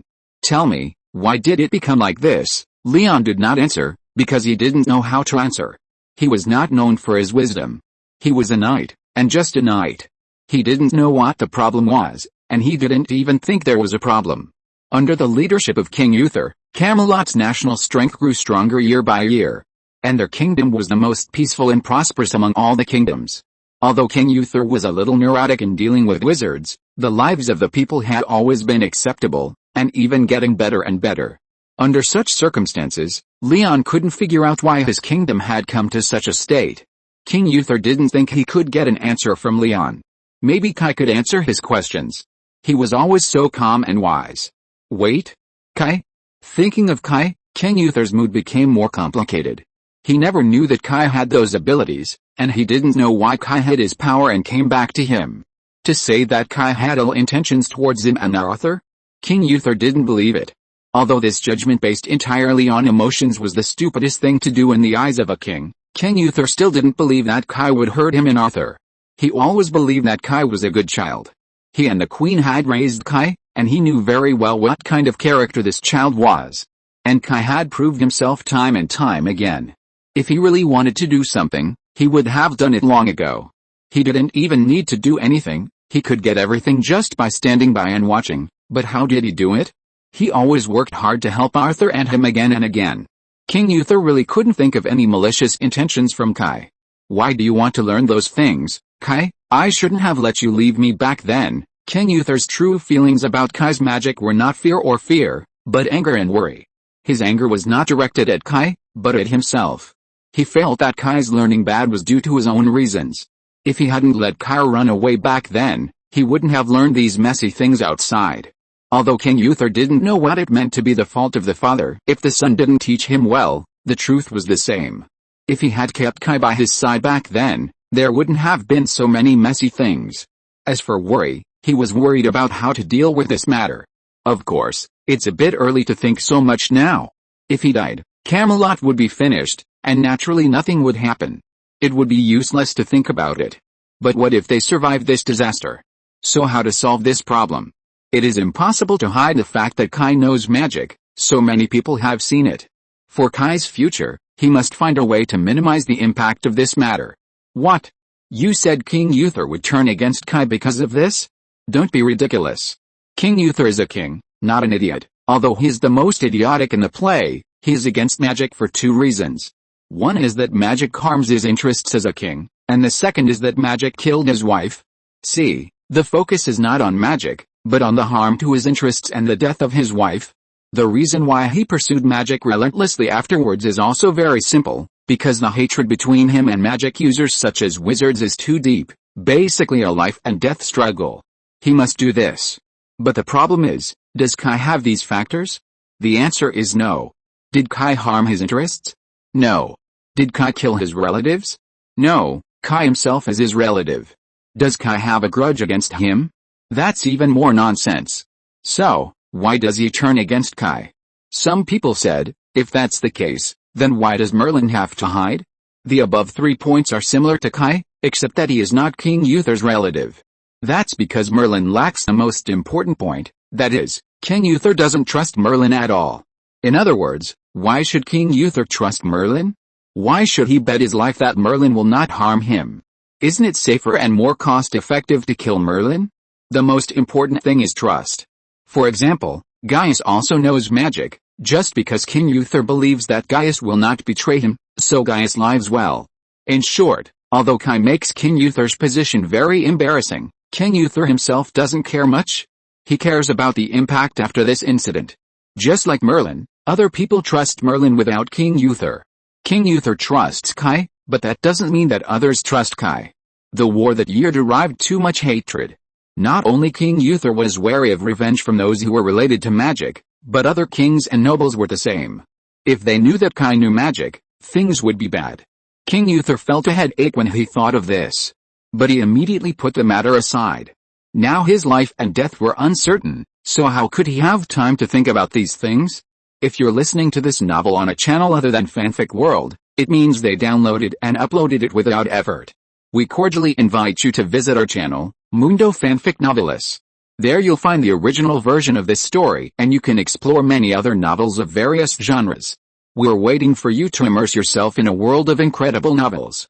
Chapter 143. Putting aside those random thoughts, King Uther put on his helmet and walked out of the ancestral hall. Outside, the knights were ready and just waiting for their king to arrive. Looking at these knights full of courage to die, King Uther suddenly felt that the wounds on his body seemed to disappear. His originally weak arms were now full of strength, and he looked much younger. King Uther was already over 50 years old and no longer had endless strength like when he was young. But at this moment, he seemed to have regained the feeling of his youth. His chest was burning with fighting spirit, and his eyes were full of determination. King Uther turned on the horse, held the reins tightly, and took the knight's spear from the servant. King Uther had not touched the knight's spear for a long time. As a king, King Uther had not been on the battlefield in the past 10 years. Taking the knight's spear again, King Uther did not feel unfamiliar, on the contrary, he missed it very much. He touched the knight's spear in his hand for battle, and was filled with emotion. Let's go. There were no more bold words or slogans. Just such a simple sentence made all the knights excited. Everyone knew that this might be the last charge of their lives, so everyone mustered up 100,000 passions. Oh, amidst a meaningless howl, the kingdom cavalry began to advance towards the inner city gate. At the gate, the kingdom soldiers had begun to gather, and they would rush to the battlefield after the knights. Further away, civilians held weapons in their hands and watched the king and his troops pass by. They saluted the king and his knights with the most fanatical eyes. King Uther saw these eager people, and he felt distressed in his heart. He vowed to protect them, but now. Soon, King Uther threw those negative emotions aside. He will fulfill his promise and protect the people of Camelot until the last moment before he falls. King Uther raised his spear to signal his presence to the people. People saw the royal flag raised behind King Uther, and recognized that the person holding the spear was their king, King Uther. At this moment, in this purgatory on earth, the people were most encouraged. Long live Camelot! Long live the king! Long live King Uther! Long live Camelot! Long live the king! Long live King Uther! Long live Camelot! Long live the king! Long live King Uther! Long live Camelot! Long live the king! Long live King Uther! The cheers that came one after another made Kai and Sagan outside the city notice the movements in the inner city. Sagan heard the cheers and a mocking smile appeared at the corner of his mouth. To Sagan, these cheers were as childish and ridiculous as the babbling of a child. Who were they cheering for? Who could be called long live? A bunch of stupid and ignorant pariahs. Sensing Sagan's dissatisfaction, the bone dragons began to move towards the inner city. Seeing this scene, Kai naturally couldn't let them succeed. The inner city was crowded with civilians. Before, these bone dragons were just harassing, causing heavy losses to the inner city. Now that so many bone dragons went there together, it would definitely be a terrible tragedy. Thinking of this, Kai simply gave up using the king's treasure to suppress the skeleton knights and used it to intercept the bone dragons. With a bombardment of the golden treasures, the bone dragons were stopped. But Kai also knew that this was only temporary.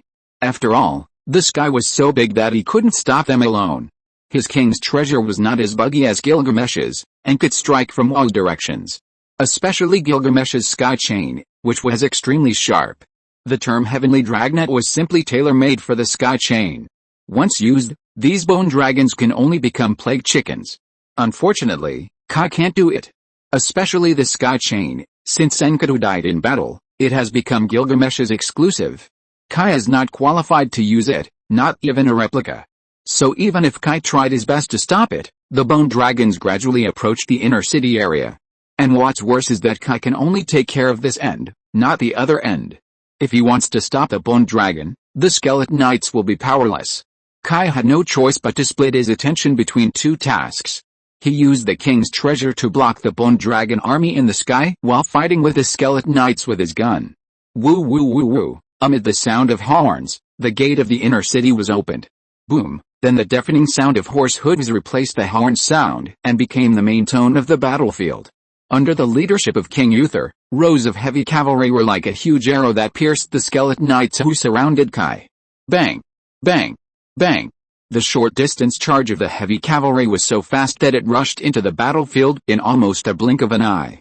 Although those skeleton knights were wearing heavy armor and had immortal bodies, they could only be knocked away like broken sacks one by one in the face of the heavy cavalry's violent charge.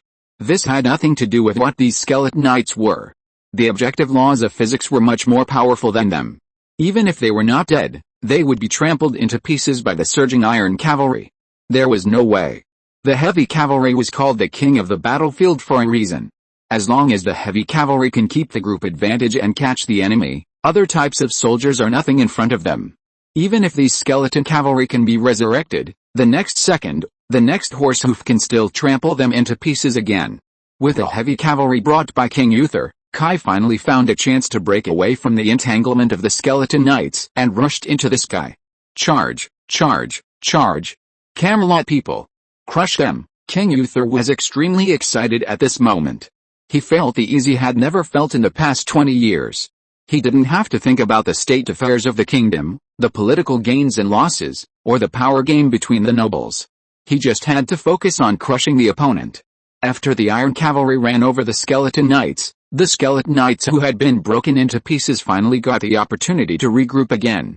Seeing this scene, King Uther knew what to do almost immediately. Keep going. Don't let them have a chance to stand up. Charge. Keep charging. After shouting, he immediately tightened the reins to let the warhorse run in a large arc, turned his head and led the charge again towards the skeleton knights who had just stood up. Bang! Bang! Bang! Another round of crushing.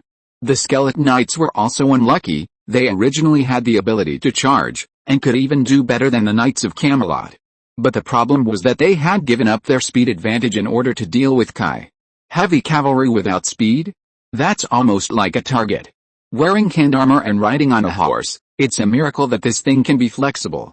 One wrong step, all wrong, without the speed advantage, they can only be crushed.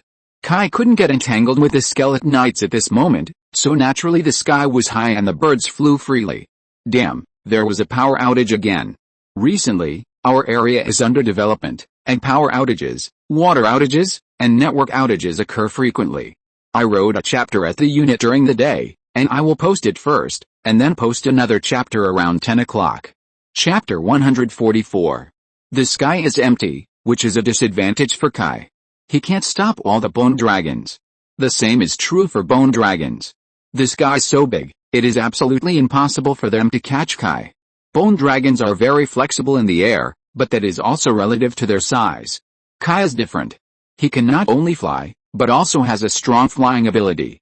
Although the desert flame and his aptitude are not compatible, and there is no way for him to obtain the powerful divine power like Set, but there are disadvantages and advantages. Kai also has advantages.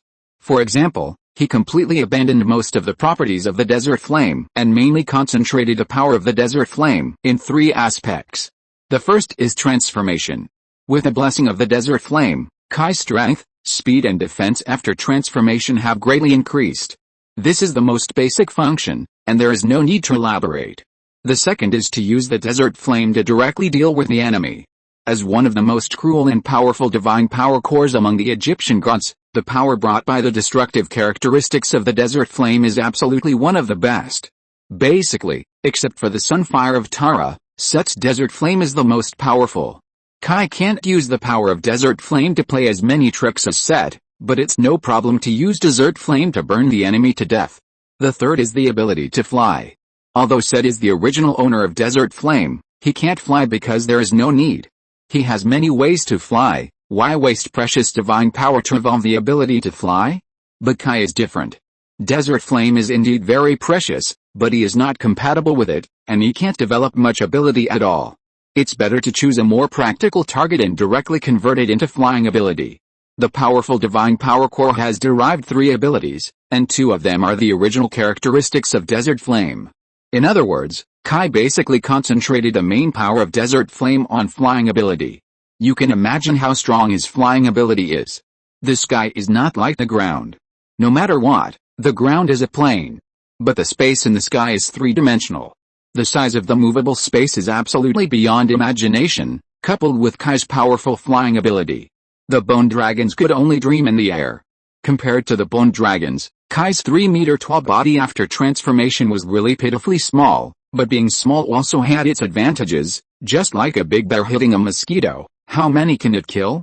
So facing the extremely flexible Kai, these bone dragons had no way to deal with it, and Kai took the opportunity to knock down several bone dragons. These bone sticks were much harder than the skeleton knights, but it was not a problem for Kai. Seizing the opportunity, a round of king's treasures went down, and they immediately turned into bone sticks all over the sky. However, this method could only delay the bone dragon's attack on the inner city, and could not fundamentally solve the problem, because these bone dragons and skeleton knights were the same, and they could be reorganized immediately after being broken up. But in order to protect the inner city, Kai could not stop, so the 2 of them were frozen. If the bone dragon wanted to enter the inner city, it had to defeat or kill Kai. Kai did not have the ability to completely kill the bone dragon. But the turning point came soon. As King Uther led the knights to crush the skeleton knights for the 3rd time, Camelot's infantry finally arrived. 2 legs can never run faster than 4 legs. With the experience of dealing with the Medea knights last time, the infantrymen were well prepared this time. They all held long weapons and heavy weapons, and brought a lot of chains and ropes. After King Uther ran over, they immediately took advantage of the unstable footing of the skeleton knights and went up to cut them. Anyway, there was only one principle, restricting their movements. If they could be locked up, they would be locked up, and if they couldn't be locked up, they would be smashed. This looks easy, but in fact, it is easy to capsize without the support of experts. Now all the knights, even the knights' attendants, followed King Uther and had no way to support the infantry. So although the plan was simple, it was difficult to implement in practice, and the losses were very large. But no matter how big it was, if they retreated, maybe everyone in the city would die today. At this time, no one cared about their own lives, because they had their own concerns behind them. Their parents, brothers, wives, and even the neighbors next door were behind them. In short, they had no way to retreat. Why are trap beasts so scary? Because they have no way to retreat. They have no choice but to fight desperately. The Celts were able to survive and develop in such a harsh environment because they had a fierceness in their bones.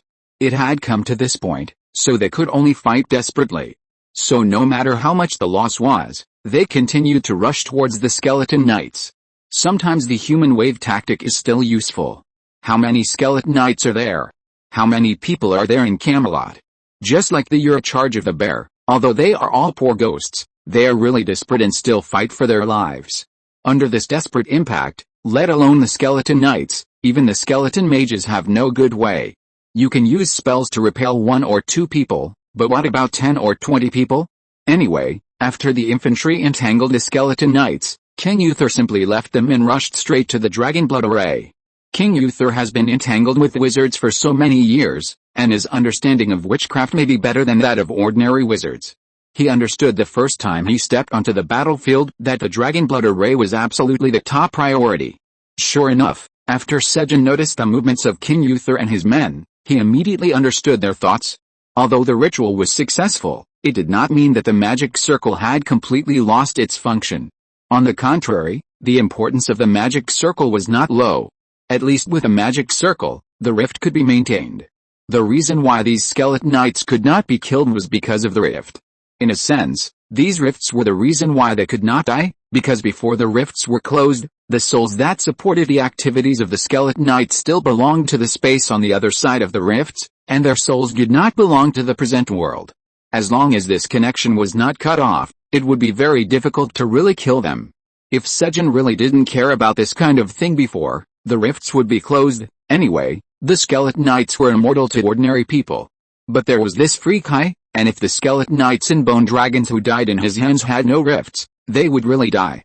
So before killing Kai, the rifts could not be closed. And there was another reason: Sejin didn't want the magic circle to have problems. Because of the bone dragon. The key to Sejin's ability to summon the bone dragon was the dragon blood in the dragon blood magic circle. But dragons are now extinct. If the rift is closed, it will be impossible to find dragon blood to summon bone dragons. Sejin will never have too many bone dragons. As long as the rift and the magic circle are still there, he can continuously transform more bone dragons. Following Sejin's orders, some bone dragons began to turn around to protect the magic circle. At this time, King Uther led the army of knights to the vicinity of the magic circle.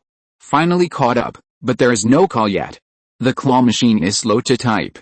Chapter 145 Aegis. Bang! Bang! Bang! Bang! Bang! Bang! After a series of bowstring vibrations, countless bows and crossbows covered the entire sky. Those arrows shot at the bone dragons. Except for a few arrows that were stuck in the gaps between the bones of the bone dragons, most of the arrows were like throwing stones onto steel plates. They bounced and fell to the ground powerlessly. But the defenders on the city wall were not discouraged. On the contrary, all kinds of bows and arrows and catapults greeted the bone dragons without any cost. Sejin looked at the dying struggles of these poor creatures and laughed in his heart. What effect can these weak attacks have? Suddenly, 3 bone dragons froze in the air, and then disintegrated in a roar of unwillingness, turning into a rain of bones and scattering down. Sejin was frightened by this change. What was even more frightening was that the 3 bone dragons did not respond to his call and reorganize immediately. Instead, it was as if the signal was interfered with. They could not connect at all. Although the bones were trembling and wanted to float up and reorganize, it seemed that there was an invisible force preventing them. The bones could only shake on the ground, but could not float up at all. It's the dragon hunting crossbow. Sejin immediately guessed what caused all this. The dragon hunting crossbow was a product of Sejin's sleep, and he himself was not familiar with it at all. What's more, he summoned a bone dragon, not a giant dragon, and he had never thought about what effect the dragon hunting crossbow would have on the bone dragon. But now it seems that this thing has a greater effect on the bone dragon than on the flesh and blood giant dragon. This is something no one expected. Before Sejin could recover from the shock, the defenders on the city wall began to cheer. The reason why they resisted was more out of desperation. They didn't think about causing any harm to the enemy. Their purpose was simple. They just wanted to help the king and knights who were fighting. Even if they just attracted their firepower, they felt that they had played a role. But even they themselves didn't expect that they would have an unexpected surprise.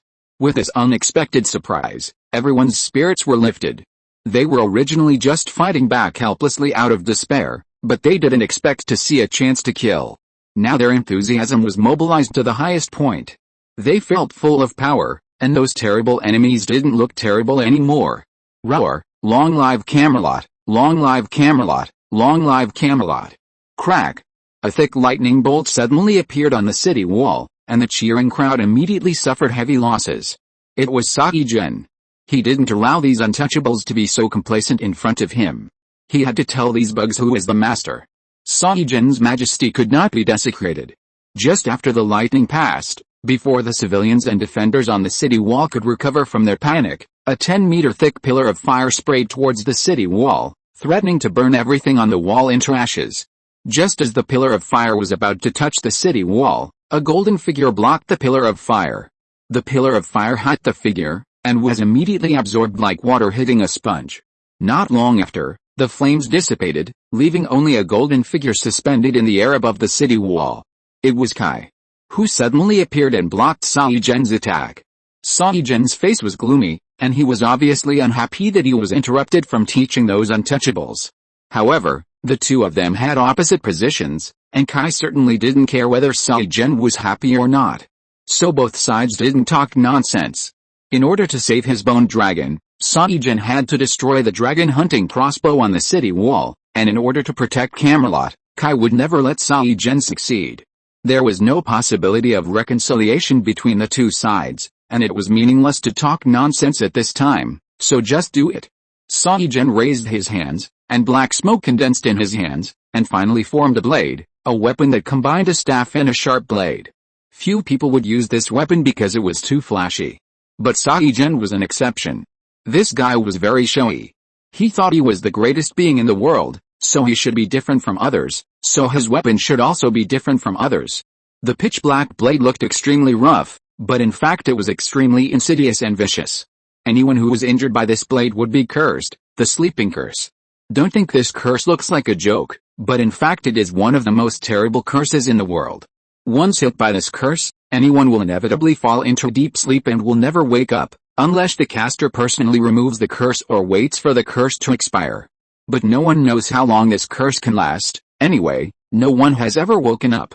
Apart from these two, there is no way to exempt this curse. Sai-Jen raised the blade in his hand, and a dark shadow immediately gathered on the top of the blade, forming a sphere. Go to hell, Sai-Jen said viciously. The ball was thrown out by Sagan, and while it was flying in the air, it kept making shrill screams and wails. Those ordinary people who heard the sound covered their ears and banged their heads frantically, as if something was turning upside down in their heads. Kai didn't react much. His golden finger ensured that his soul strength was far superior to others, and this mental interference couldn't really affect him. Crackling. There was a crackling sound of lightning, and Kai was entangled with lightning all over his body. These lightnings did not come from Kai's spells, but from a shield. Aegis of Athena. This is a round shield with a white metal, steel or silver, as the base and inlaid with the golden gemstones. It was made by Hephaestus, the god of fire in Olympus, using the fur of Amalthea, a mythical ewe who raised Zeus as an infant with her own milk. Its four corners are added with fear, battle, and ferocity effects respectively, and the center is the head of the snake-haired monster Medusa. When this head is activated and opens its eyes, it can turn anyone into fossil. This shield was given to Kai by Athena. When Kai traveled to Olympus, he had an ill-fated relationship with the queen of gods Hera and Athena. The reason why it is called an ill-fated relationship is that this relationship is extremely bloody. Kai first met Athena, and then a little spark of love was struck. Queen Hera and Kai had a little super friendship relationship in a series of coincidences, but in the final analysis, it was because of the conflict between Queen Hera and Athena. The conflict between women is difficult to explain. In short, Queen Hera couldn't stand Athena's nobleness. Athena is a famous virgin goddess, and always thinks that desire and love are two different things. So Queen Hera tried to seduce Kai and make Athena look bad, but something went wrong in the middle and the fake became real. This relationship is extremely complicated and bloody. Although Kai had a girlfriend, he had never experienced this. Moreover, the relationship between these two women and Kai was not pure. There were many elements of fighting, which made Kai have to escape from Olympus in embarrassment. Not only that, because of this bad relationship, although he was favored by two goddesses, he also offended a lot of male gods. Especially Zeus, who threatened to hang Kai's head on the highest point of Olympus several times. It was also because of this that Athena gave Aegis to Kai to ensure that he would not be killed by Zeus. This shield is full of magic power. Even Zeus's thunder can't damage it at all. Waving it can generate a storm. When it is placed in the sky will become dark. When it is put away, the sky will clear. Chapter 146, one after another, they will not turn back. Boom. When the dark sphere touched Aegis, it made a sound like a soap bubble bursting, followed by a surge of ghosts. These ghosts gushed out from the broken sphere, like a balloon filled with water bursting. Then these ghosts wrapped in dark mist began to pounce on any living creatures they saw. Once entangled by these things, it only takes a few seconds for a strong man to turn into dark, shrunken corpse and wailing. This was completely beyond Kai's expectations. He thought it would be a big explosion at first. Although Aegis in its hand was completely immune to these ghosts, it could not stop them from hurting others. In order to protect others, Kai could only let the desert fire spread all over his body and then plug the gun hole. Any ghost that touched the desert fire would immediately burn out. But no matter how fast Kai was, he was not faster than these invisible ghosts. For a while, screams on the city wall came one after another. But Kai had no time to feel sorry for the sacrifices of these people. This was a battlefield, and casualties on the battlefield were the most normal thing. If he was angry and sad about it, there was no need to fight, and he could just go to the funeral instead. Kai knew very well that it was impossible for him to protect everyone. All he could do was to restrain Soijen from hurting more people. Shortly after the ghost exploded, Kai raised the Aegis shield in his hand. As Aegis waved, thunderstorms were generated from the shield and spread towards Soijen at a very fast speed. Seeing this scene, Soijen just laughed contemptuously, without moving his body, and was blocked by the bone dragon under his feet. Those lightning and thunderstorms hit the bone dragon, but they were useless except for knocking off 1 or 2 bones from the bone dragon. Although bones contain calcium, they are actually very electrically resistive. In addition, the bones of these bone dragons have been buried in the ground for many years, and the petrification phenomenon is very serious. In this way, they basically become insulators, and Kai doesn't care about the lightning caused by him. At the same time, the bone dragons that were blocked by Kai before also got rid of the air defense net that Kai made with the king's treasure because of Kai's distraction and approached the city wall. 3 of the bone dragons directly aimed at the 3 dragon hunting crossbows, wanting to destroy these 3 threatening weapons in one fell swoop. Kai was just about to rush over to drive these bone dragons away when Sagan's magic attack came up. Strictly speaking, Sagan's magic attack is not too strong, and it is not impossible for Kai to resist it with a little injury, but the negative effects brought by those magic attacks are very annoying: paralysis, coma, poisoning, curse, and all kinds of strange negative effects. This is very different from the spells of other civilizations. Whether it is Olympus, Asgard, Sumer or ancient Egypt, their spells tend to be hardcore combat spells, powerful, straightforward, and not so fancy. But the Celtic spells like to play dirty. Maybe it doesn't look powerful, but the effect is very disgusting. Kai had no choice but to use Aegis to resist the endless spells. The only way to rescue the dragon crossbow was to use the king's treasure. However, the bone dragons were also fearless. They had a clear division of labor. 2 bone dragons acted as meat shields to resist the bombardment of the king's treasure, while the other bone dragon took the opportunity to attack the dragon crossbow. Just when Kai thought that the dragon crossbow was about to be in danger, someone stood up. A group of ordinary people, a group of people who had been ignored from beginning to end. The civilians of Camelot. They had not been trained, nor did they have armor to protect themselves, nor did they have the bodies of strong people. All they had was their worthless lives. When the bone dragons rushed over, these civilians took simple weapons and rushed towards the bone dragons in despair, in an extremely ridiculous manner. They were so small that the bone dragons didn't care about them at all. But it was this smallness that made them do something that even knights couldn't do. I don't know who took the lead first. They picked up the kerosene used to defend the city, lit it, and then rushed towards the bone dragons holding the burning kerosene cans regardless of the flames spreading on themselves. 1, 2, 3, 4. They rushed forward one after another, regardless of life or death. One by one, they turned themselves into explosive packs and rushed towards the bone dragon that swooped down from the sky and clung to the city wall. More civilians used crossbow carts, bows and arrows, and hand crossbows like crazy, constantly attacking the bone dragon. I don't know if it was the flames that made the bone dragon feel uncomfortable, or the crossbows and arrows worked, or the people's unity made the bone dragon retreat. It didn't continue to move forward, but opened its mouth and spit out a dark dragon breath fiercely. Under the breath of the bone dragon, whether it was the civilians holding kerosene and intending to die together, or the militia charging with weapons, or the archers and crossbowmen who were temporarily recruited, they had no ability to resist. They were frozen, solidified, and then shattered in the terrible dragon breath, and finally turned into a pool of bright red broken ice. They seemed to be overestimating their own abilities. But it was their overestimation of their own abilities that prevented the dragon hunting crossbow from being destroyed and even gained precious time. After the skull dragon cleaned up the troublesome bugs, it was discovered that the dragon hunting crossbow had been loaded again and was ready to go. Bang! The bowstring of the dragon hunting crossbow vibrated, and a dragon hunting crossbow arrow directly hit the skull dragon's forehead. The huge force made the crossbow arrow completely penetrate the skull of the skull dragon. After the skull dragon was penetrated, its body first froze, and then with a bang, bones scattered all over the ground. Then 2 more dragon hunting crossbow arrows hit the 2 skull dragons that were covering. The 2 skull dragons fell apart in the air. Seeing this scene, Kai didn't know why he thought of drowning in the vast ocean of the people's war. This is not a joke, but a real feeling of the power of the people. They may be small, secular, or vulgar, but it is they who support the backbone of a nation. When they want to change the world, no force can stop them, not even the supernatural powers. In Kai's previous life, it was the millions of mud-legged people who could not even afford food who defeated the extremely vicious people. It was also those uneducated rough people who defeated the local tyrants and evil gentry supported by imperialism and ushered in a new era. It was also those poor ghosts with millet and rifles who forced the US imperialists to retreat to the 38th parallel. Maybe the Camelot people did not have the kings, princes, generals and ministers' resistance spirit of the Chinese, but in order to protect their hometown and family, they could also do it.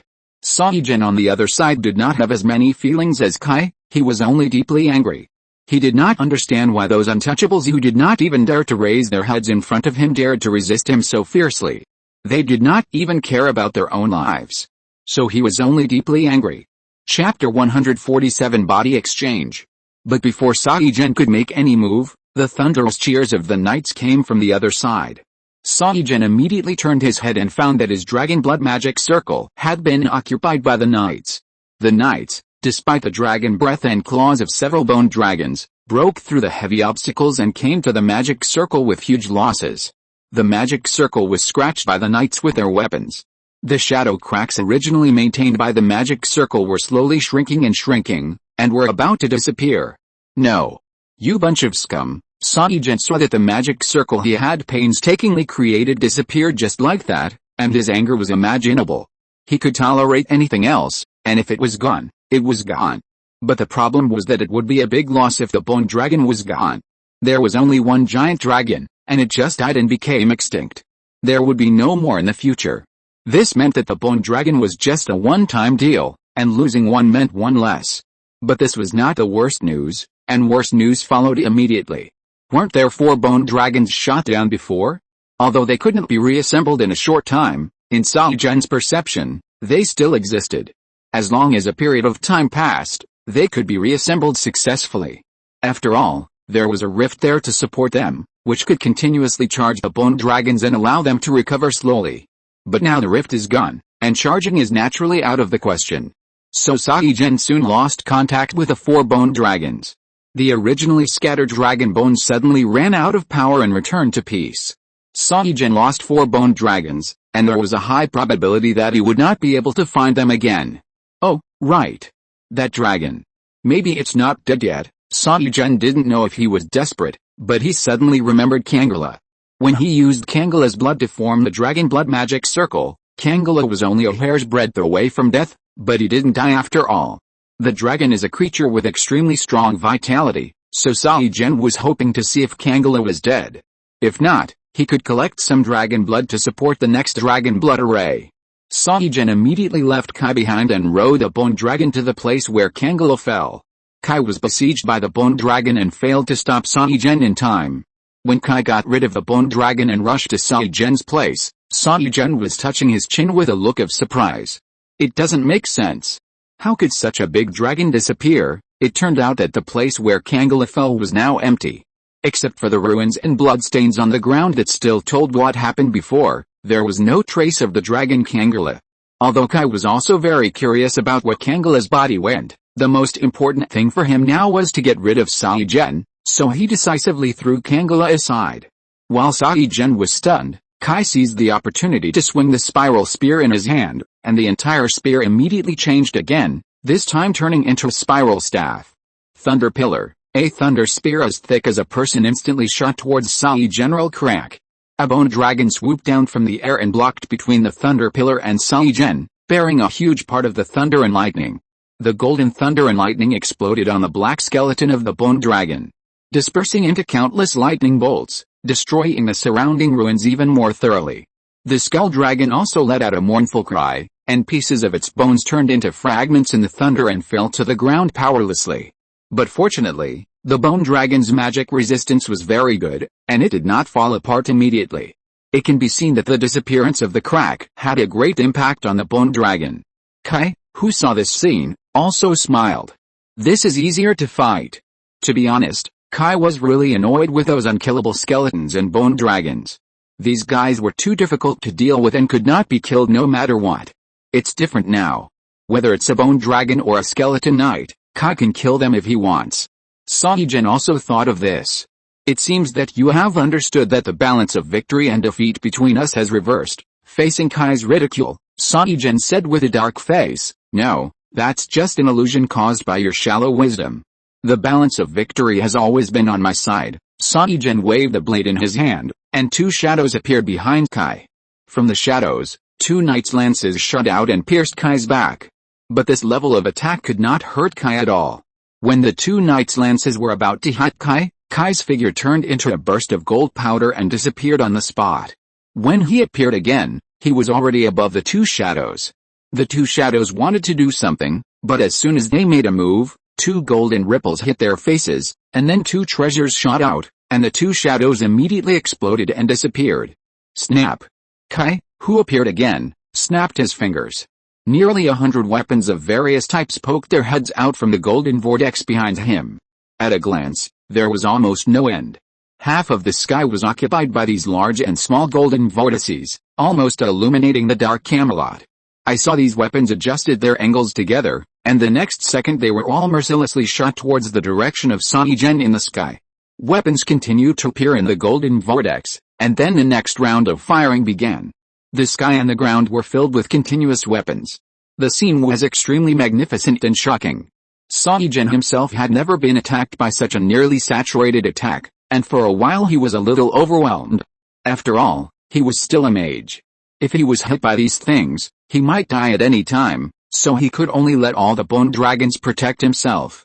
At once, all the bone dragons that were besieging the inner city and the knight's army flew over. The sky was immediately occupied by golden light and dark bone dragons.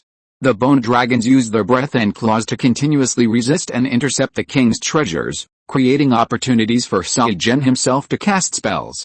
Unfortunately, with the protection of the shield Aegis, Kai didn't care about Saigen's magic attack. As I said, his magic attack was weird, but the power was really not enough. At least it couldn't break through the protection of Aegis. Saigen looked at the battle in front of him, but his heart sank little by little. The situation was very bad.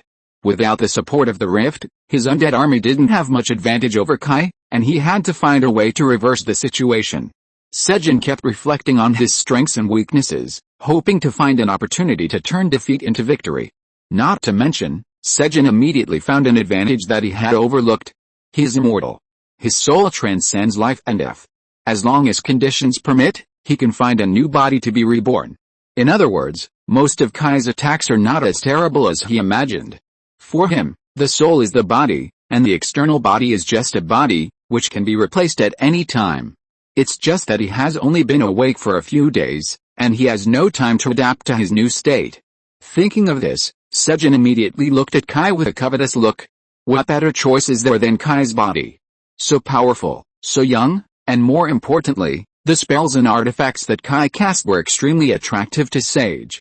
If he could seize Kai's body, it would be as valuable to Sage as obtaining a group of bone dragons, or even more valuable. The only problem now was how to seize Kai's body. He didn't think Kai would just stand there stupidly and let him seize his body. He had to think of a way to attract Kai's attention so that he could sneak up on him. Chapter 148 Desperate. As soon as he thought of it, Saigen quickly made a plan. The key to the plan was Kai's adoptive father, King Uther. Although Saigen was arrogant, he had a series of investigations and understandings of the current situation in Camelot before deciding to attack Camelot. This was the most basic quality. Saigen was not that stupid. In all the information he got, Kai's loyalty to his adoptive father was mentioned. This was also normal in Saigen's eyes. Just looking at King Uther's care for Kai, it was not difficult to find that this king, who was called a tyrant, was indeed very good to his adopted son. When King Uther did not have an heir yet, he withstood the pressure and adopted Kai as his adopted son, and then carefully trained him. Even after Arthur was born, King Uther did not ignore his adopted son. Kai's ability to become a champion knight at the age of 18 had a lot to do with King Uther's education. Later, Kai's loyalty to King Uther also reflected the relationship between them very well. So Saigen decided to use King Uther as a breakthrough. To be honest, although Nivi and Morgause have always hated King Uther, In Sejan's heart, King Uther is just an insignificant little character, not worth mentioning at all, just a mortal king. But now the situation is stronger than people. Sejan can't beat King Uther's son, so naturally he has to find a way to get him. Just when Kai was entangled with the bone dragon in the sky, Sejan suddenly turned into a ball of black smoke and disappeared on the back of the bone dragon. Seeing this scene, Kai thought that this old monster wanted to escape. Just when he was about to use the tracking function on the Aegis of the Aegis to track Sejan's whereabouts, Sejan turned into black smoke and appeared not far behind King Uther. Uther. Be careful, Kai immediately reminded King Uther loudly. But someone was faster than Kai. Night Lion, who had been charging behind King Uther, was the first to discover the sudden appearance of Sejan. After seeing the enemy, Lion did not think much, but subconsciously blocked King Uther, then took off the crossbow behind him and quickly shot a crossbow arrow at Sejan. After shooting the crossbow arrow, Lion did not even look at the results of the battle, but just drew his long sword and rushed towards Sejan. As the king's personal knight, Lion may not be smart enough, but he is absolutely loyal. He knows that the enemy is very dangerous, so he doesn't think about anything messy, just rush forward, whether it is to block the gun hole or delay the enemy. Ensuring the safety of the king is the most important.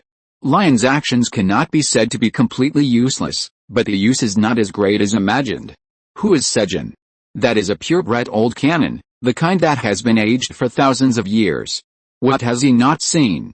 Although Lion's attack was extremely decisive and fast, for him, even if it cannot be said to be pediatrics, it is not surprising. The crossbow arrow shot by Lion was blocked by the shadow wrapped around him before it even touched his body. Then the arrow was immediately eroded by the shadow. In less than a second, the entire crossbow arrow decayed and shattered into ash. As for Lion's charge, it was even simpler. Sejan did nothing, just waved his hand at Lion, and Lion flew out with his horse. This is not something that an ordinary wizard can do. The full body armor on the knight weighs at least 100 pounds, plus the man and the horse. It weighs less than a ton. When such a heavy cavalry charges, the vector is imaginable. If you want to use telekinesis to throw it away, the difficulty is equivalent to using telekinesis to lift a weight of several tons or even 10 tons. But Sejan was able to do it lightly, without any fireworks, which shows how strong he is. Lion was lucky. At the moment he was thrown away, he threw off the reins and stirrups, so he was separated from the warhorse in the air and was not crushed by the horse when he fell to the ground. If they reacted a little slower, they would be entangled in the stirrups and then crushed under the horses, which would have either killed them or crippled them. It was also because of Leon's life or death obstruction that gave others time to react. After the knights reacted, they rushed over to block between Sejan and King Uther. The knights blocked King Uther and Arthur behind them, and then launched a charge towards Sejan, intending to kill the culprit who made Camelot suffer so much. Facing the rumbling iron cavalry, Sejan showed a cruel smile at the corner of his mouth, raised the blade in his hand and smashed it into the ground. Boom boom boom boom. After the blade was inserted into the ground, countless cracks began to spread towards the knights with the blade as the center, and then a series of explosions occurred in the cracks. The knights were either overturned by the explosion or fell off their horses because of the shock of the horses. For a while, people and horses were thrown upside down. King Uther looked grimly at his knights who suffered heavy losses under the witchcraft of Sejan, and his heart was bleeding. These knights were the elites of Camelot, and they were also the foundation for Camelot to be called the first Celtic power. But so far, he has lost more than 100 knights, and the remaining knights are also injured. In short, there is not a single intact knight in Camelot. You can imagine how heartbroken King Uther was. Arthur was originally blocked behind, and this was the knight's spontaneous protection of him. But now he finally couldn't sit still. King Uther had originally pulled Arthur to stop him from going.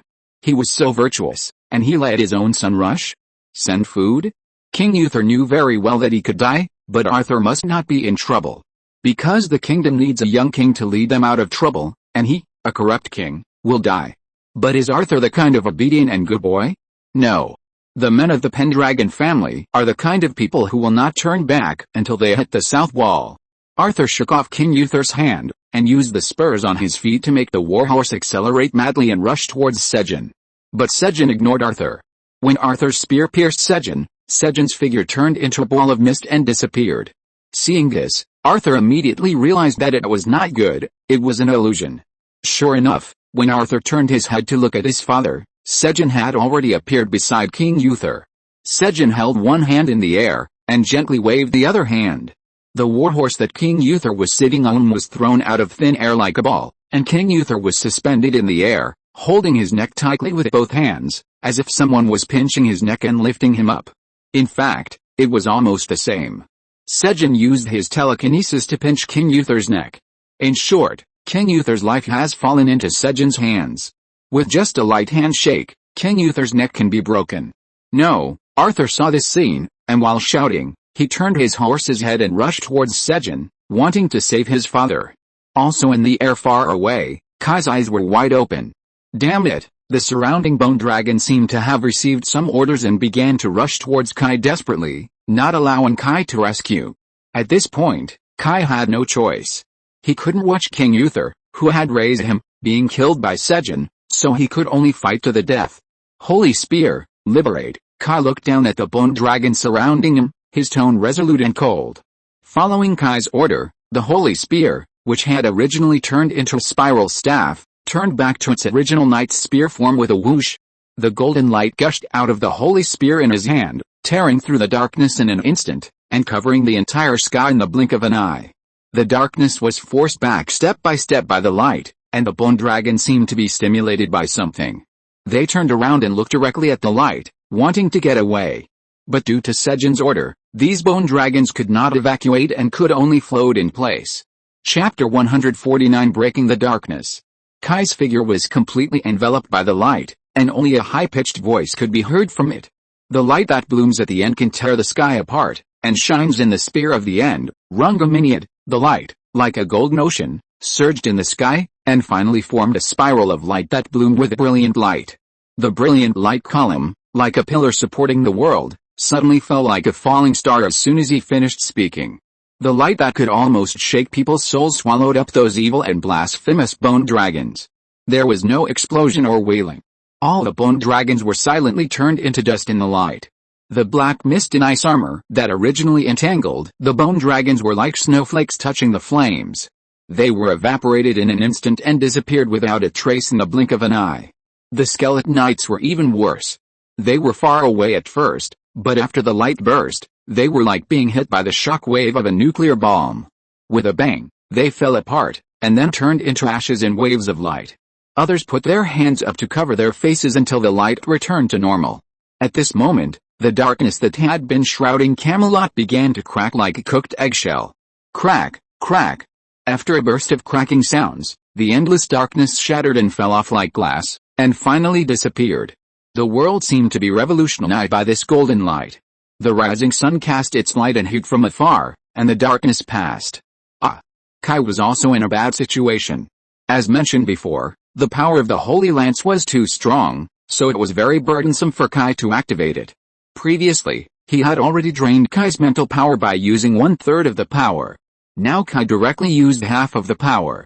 It was not enough to just drain his mental power to meet the needs of the Holy Lance. Kai burned his life and energy bar to meet the conditions for the Holy Lance to be activated. At this time, Kai's second form had lost a lot of weight. His originally burly figure had become a bit like a thin bamboo pole. Kai's mental and physical state were not enough to maintain the flying state. If he was not still in the second form, he would have fallen to the ground by now. The second form gave him a buff effect, allowing him to withstand this deadly burden. Kai, who was down to earth, knelt on one knee on the ground as his legs softened. He had to rest for a while, otherwise he felt that his brain was about to explode. Saigen's screams lasted for more than a minute. When the screams gradually subsided, Saigen's original appearance, Talon's appearance, had been corroded beyond recognition, and white bones could be seen on one side of his cheek. He was like a starving scabby dog, panting heavily, staring at King Uther and Arthur with bloodshot eyes, and a disgusting liquid that was not sure whether it was saliva or blood flowed from the corners of his mouth. Ha, ha, the hatred and madness in Sejin's eyes made Arthur, a fearless little calf, a little afraid. It was the first time he saw such a terrifying look. Well done, lowlifes. You actually made a great Sejin look so embarrassed. Ha, it seemed that the light just now burned his lungs, causing him to gasp for air when speaking, and his voice was like a broken bellows. You are all going to die, Perhaps the painful torture made Sejin a little confused. And he was eager to pull himself down, so he didn't care about his poor condition at all, and grabbed King Uther and Arthur, who were already far away from him, with both hands. King Uther and Arthur immediately felt a powerful force dragging them towards Sejin. Arthur was young after all, and he had not suffered any serious injuries, so he reacted very quickly and thrust the sword in his hand into the ground. The sword that Kai gave him was extremely sharp, and the ground was like butter in front of it, so he thrust it in easily. Holding the hilt of the sword tightly, Arthur resisted the gravity. But King Uther was not so lucky. He had been injured in the battle, and then he fought with the skeletons, and broke through the dragon blood magic circle under the attack of the bone dragon. He was already covered with scars, and he was caught by Sejin before and was injured again. After all, he was almost 50 or 60 years old, and his body had reached its limit. Even if Arthur tried his best to hold King Uther was already powerless, and he did not want to implicate Arthur, so he took the initiative to let go and was caught by Sejin. Arthur saw his father being controlled by the enemy. How could he just stand by and watch? So he simply drew out his sword and let the gravity of Sejin pull him over, but Sejin didn't seem to be interested in him. Just when Arthur was about to approach his father, Sejin waved his hand and threw Arthur out. Sejin's force was so great that Arthur fell to the ground and fainted. Ha ha ha, General. Your king fell into my hands, you still lost. Holding King Uther in one hand, Sejin spit out blood and announced his victory. But now he looked more like the wailing of a loser, looking for a ridiculous excuse for his failure. Everyone knew that he had failed. Sejin didn't seem to care whether it was the wailing of a loser or not. He held King Uther hostage and planned to show off in front of Kai. Kai? Look, you're, huh? But when he looked in the direction of Kai, he suddenly found that Kai's figure disappeared in a burst of gold powder. Sejin knew it was not good, but it was too late. Really? Did you really win? A weak but angry voice came from behind him, and at the same time a spiral sword pierced out from his chest. Sejin looked at the sword on his chest with a little fear. He seemed to be very afraid of death. Unfortunately, death could not be stopped. Sejin was no longer able to resist, and darkness enveloped him again. King Uther fell from Sejin's hand again. Kai staggered 2 steps and supported King Uther. At least he didn't make a fool of himself. Cough, cough, is it over? King Uther coughed hard. It was not pleasant to have his throat pinched. He asked in disbelief. Is it the end? Kai was just about to answer King Uther's question, but the shadow behind King Uther stopped Kai from speaking. The shadow behind King Uther was too dark. It was early morning, and although the sun rose from the horizon, the sky was still very dark. A person's shadow could not be that dark. At the moment when Kai discovered the clue, the abnormal darkness suddenly gushed out like a turbulent fountain, and the shadow formed a blade that pierced King Uther's back, intending to pierce both King Uther and Kai. In the critical moment, Kai used his greatest strength to push King Uther aside, but he failed to move his body in time to dodge. The continuous overdraft reduced his reaction speed to the lowest point. The blade did not pierce King Uther, but it pierced Kai's chest. Chapter 150 Merlin End. Kai's second form was not released. His body was as hard as steel. Although the blade was very sharp and pierced Kai's chest, it could not penetrate his body. Kai's body structure was completely changed after the transformation. He was no longer a simple flesh and blood body. Therefore, although the blade pierced his chest, this wound was not enough to kill him. You are not dead yet. Kai grabbed the blade and shouted to the shadow. Ha ha ha, die? What, are you kidding? I am Saki-Gen, the great existence beyond life and death. I am eternity. The shadow gradually stretched and reorganized, forming a human figure, but the appearance was no longer Talon, but a face that Kai had never seen before, which should be Saki-Gen's original appearance. His body seemed very illusory, not like a real person, like a ghost. But don't envy me, you will soon become a part of me. As I said before, since you don't want to join me, then I can only join you, Saki-Gen said proudly. He was indeed entitled to be proud.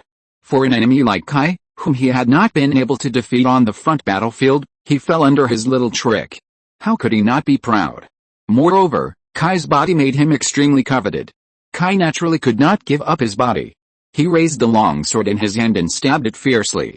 But for some reason, his arms became weak and his consciousness began to become drowsy, and he wanted to sleep very much. Such a sword naturally could not pierce Sai General. He just shook it lightly to avoid the weak long sword. Do you want to sleep very much?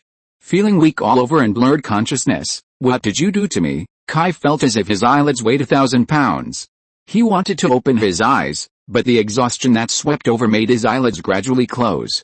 Sleeping curse, a curse that is most effective against people like you. Once the curse is successful, your soul will fall into eternal sleep. Saigen smiled with great satisfaction when he saw Kai's sleepy look. Saigen was a little too proud of himself. In his opinion, Kai's body was already in his pocket. He was very confident in the power of the sleeping curse. In fact, the fact that Kai could still stay barely awake was beyond his expectation.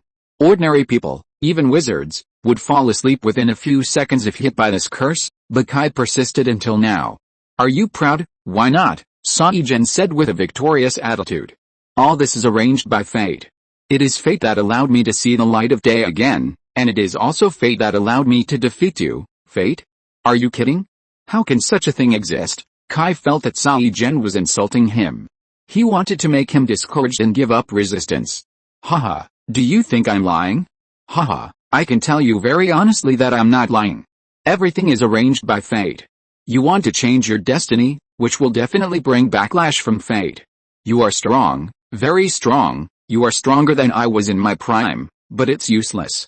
In front of fate, everything is in vain. Kai thought Saigen was talking nonsense at first, but when he heard the words you want to change your destiny, which will definitely bring backlash from fate, he was really surprised. But soon, his increasingly heavy eyelids made Kai no longer have the energy to think so much. Kai bit his tongue, trying to wake himself up a little, but the effect was not very good. The pain did not dispel the surging sleepiness, but only allowed Kai to concentrate a little, but it was this point that allowed Kai to seize the opportunity. Then you are too proud too early. Kai suddenly raised his head, and a golden ripple appeared beside Kai, right next to the long sword. Kai used his last strength to insert the spiral sword in his hand into the golden vortex of the ripple. At the same time, a golden vortex appeared silently behind Sai. General Saigen was perhaps too proud of himself to be so careless. When he found out that something was wrong, it was too late. Kai's spiral sword entered the vortex in front of him, but the tip of the sword pierced out from the vortex behind Saigen, directly piercing Saigen's translucent body. The spiral sword pierced Saigen's body. Saigen was like a paper man on fire. His body kept breaking and burning, and finally turned into ashes. No. No. This is impossible. I am immortal. Impossible. Saigen simply could not accept such a reversal, but no matter how he refused to accept it, he was indeed heading towards destruction. But even so, Saigen still wanted to drag Kai to hell with him. He stretched out his burning hands and tried to strangle Kai's neck. Unfortunately, his hands just touched Kai's neck and completely dissipated in the flames. Kai only felt a gust of wind blowing. Unfortunately, Kai was not happy at all after his powerful enemy was eliminated. Because he found that the curse did not disappear with the death of the caster, but continued to erode Kai's soul. Just when Kai's consciousness was about to be completely silent, his golden finger responded. Beyond life and death, this is Saigen's highest masterpiece, the spell he's most proud of, which can make the soul independent of life and death. Remember the setting? Kai can plunder the knowledge, skills or talents of the people he killed, just like killing monsters to explode skill books, but the explosion rate is very touching. Unexpectedly, this time, Saigen's spell exploded. Kai made a decision almost within 1/100th of a second. He put all his accumulated energy points on this spell, and then used this spell before his consciousness completely fell into darkness. But this didn't seem to be immune to the sleeping curse, and Kai still fell into deep sleep. No, King Uther watched Kai slowly fall to the ground and let out a heart-wrenching cry. 3 months later, Kai's body was almost forcibly placed in a coffin by King Uther and sent to the tomb of Segen. In this regard, Arthur and Morgana tried their best to oppose it, because they didn't believe that Kai was dead, and they believed that Kai would definitely wake up. Because according to Gaius's examination, Kai's body was not completely dead. Although his body temperature was very low, it was definitely higher than that of a real corpse. Even Kai's heart was still beating, but the beating speed was getting slower and slower. At first, it beat every few minutes, and after 3 months, it only beat once a day. Gaius couldn't define whether Kai was dead or alive. Physiologically speaking, Kai was alive. Although his heart beat very slowly, it did not stop, and even the wounds on his body had recovered. But if you say he was still alive, he didn't have any consciousness. Gaius tried countless times, but still couldn't wake him up. Gaius even secretly used magic under the suggestion of King Uther. He also dragged Merlin along, but it was still in vain. In the end, King Uther was completely desperate. King Uther, who was completely desperate, did not think that there would be any miracles. He felt that Kai should not be disturbed again. So he held a funeral for Kai. Arthur disagreed, but in the end, under the oppression of King Uther, he could only choose to surrender. Only Morgana was stubborn and almost paranoid. When the knights were about to put Kai's body into the coffin, she pulled out the dagger that Kai gave her and stabbed a knight. This made King Uther, who was already exhausted, furious. He imprisoned Morgana and forbade her to attend Kai's funeral. It was also because of this that the seeds of hatred were planted in Morgana's heart. She believed that King Uther was afraid of the power that Kai had. He also regarded Kai as an alien. He hated Kai. So he wanted Kai to die. Everything seemed to be developing in a predetermined direction, and the only person who could stop it fell into an eternal sleep. Kai was placed in the coffin before Sejin, and King Uther ordered the tomb to be sealed to prevent others from disturbing Kai's sleep. End of this chapter. Thank you very much for reaching the end. Don't forget to like. Looking for more exclusive content and immediate access? Subscribe to our Patreon. Remember, every like, subscription, or donation encourages us to continue. Thanks to everyone, see you in the next video.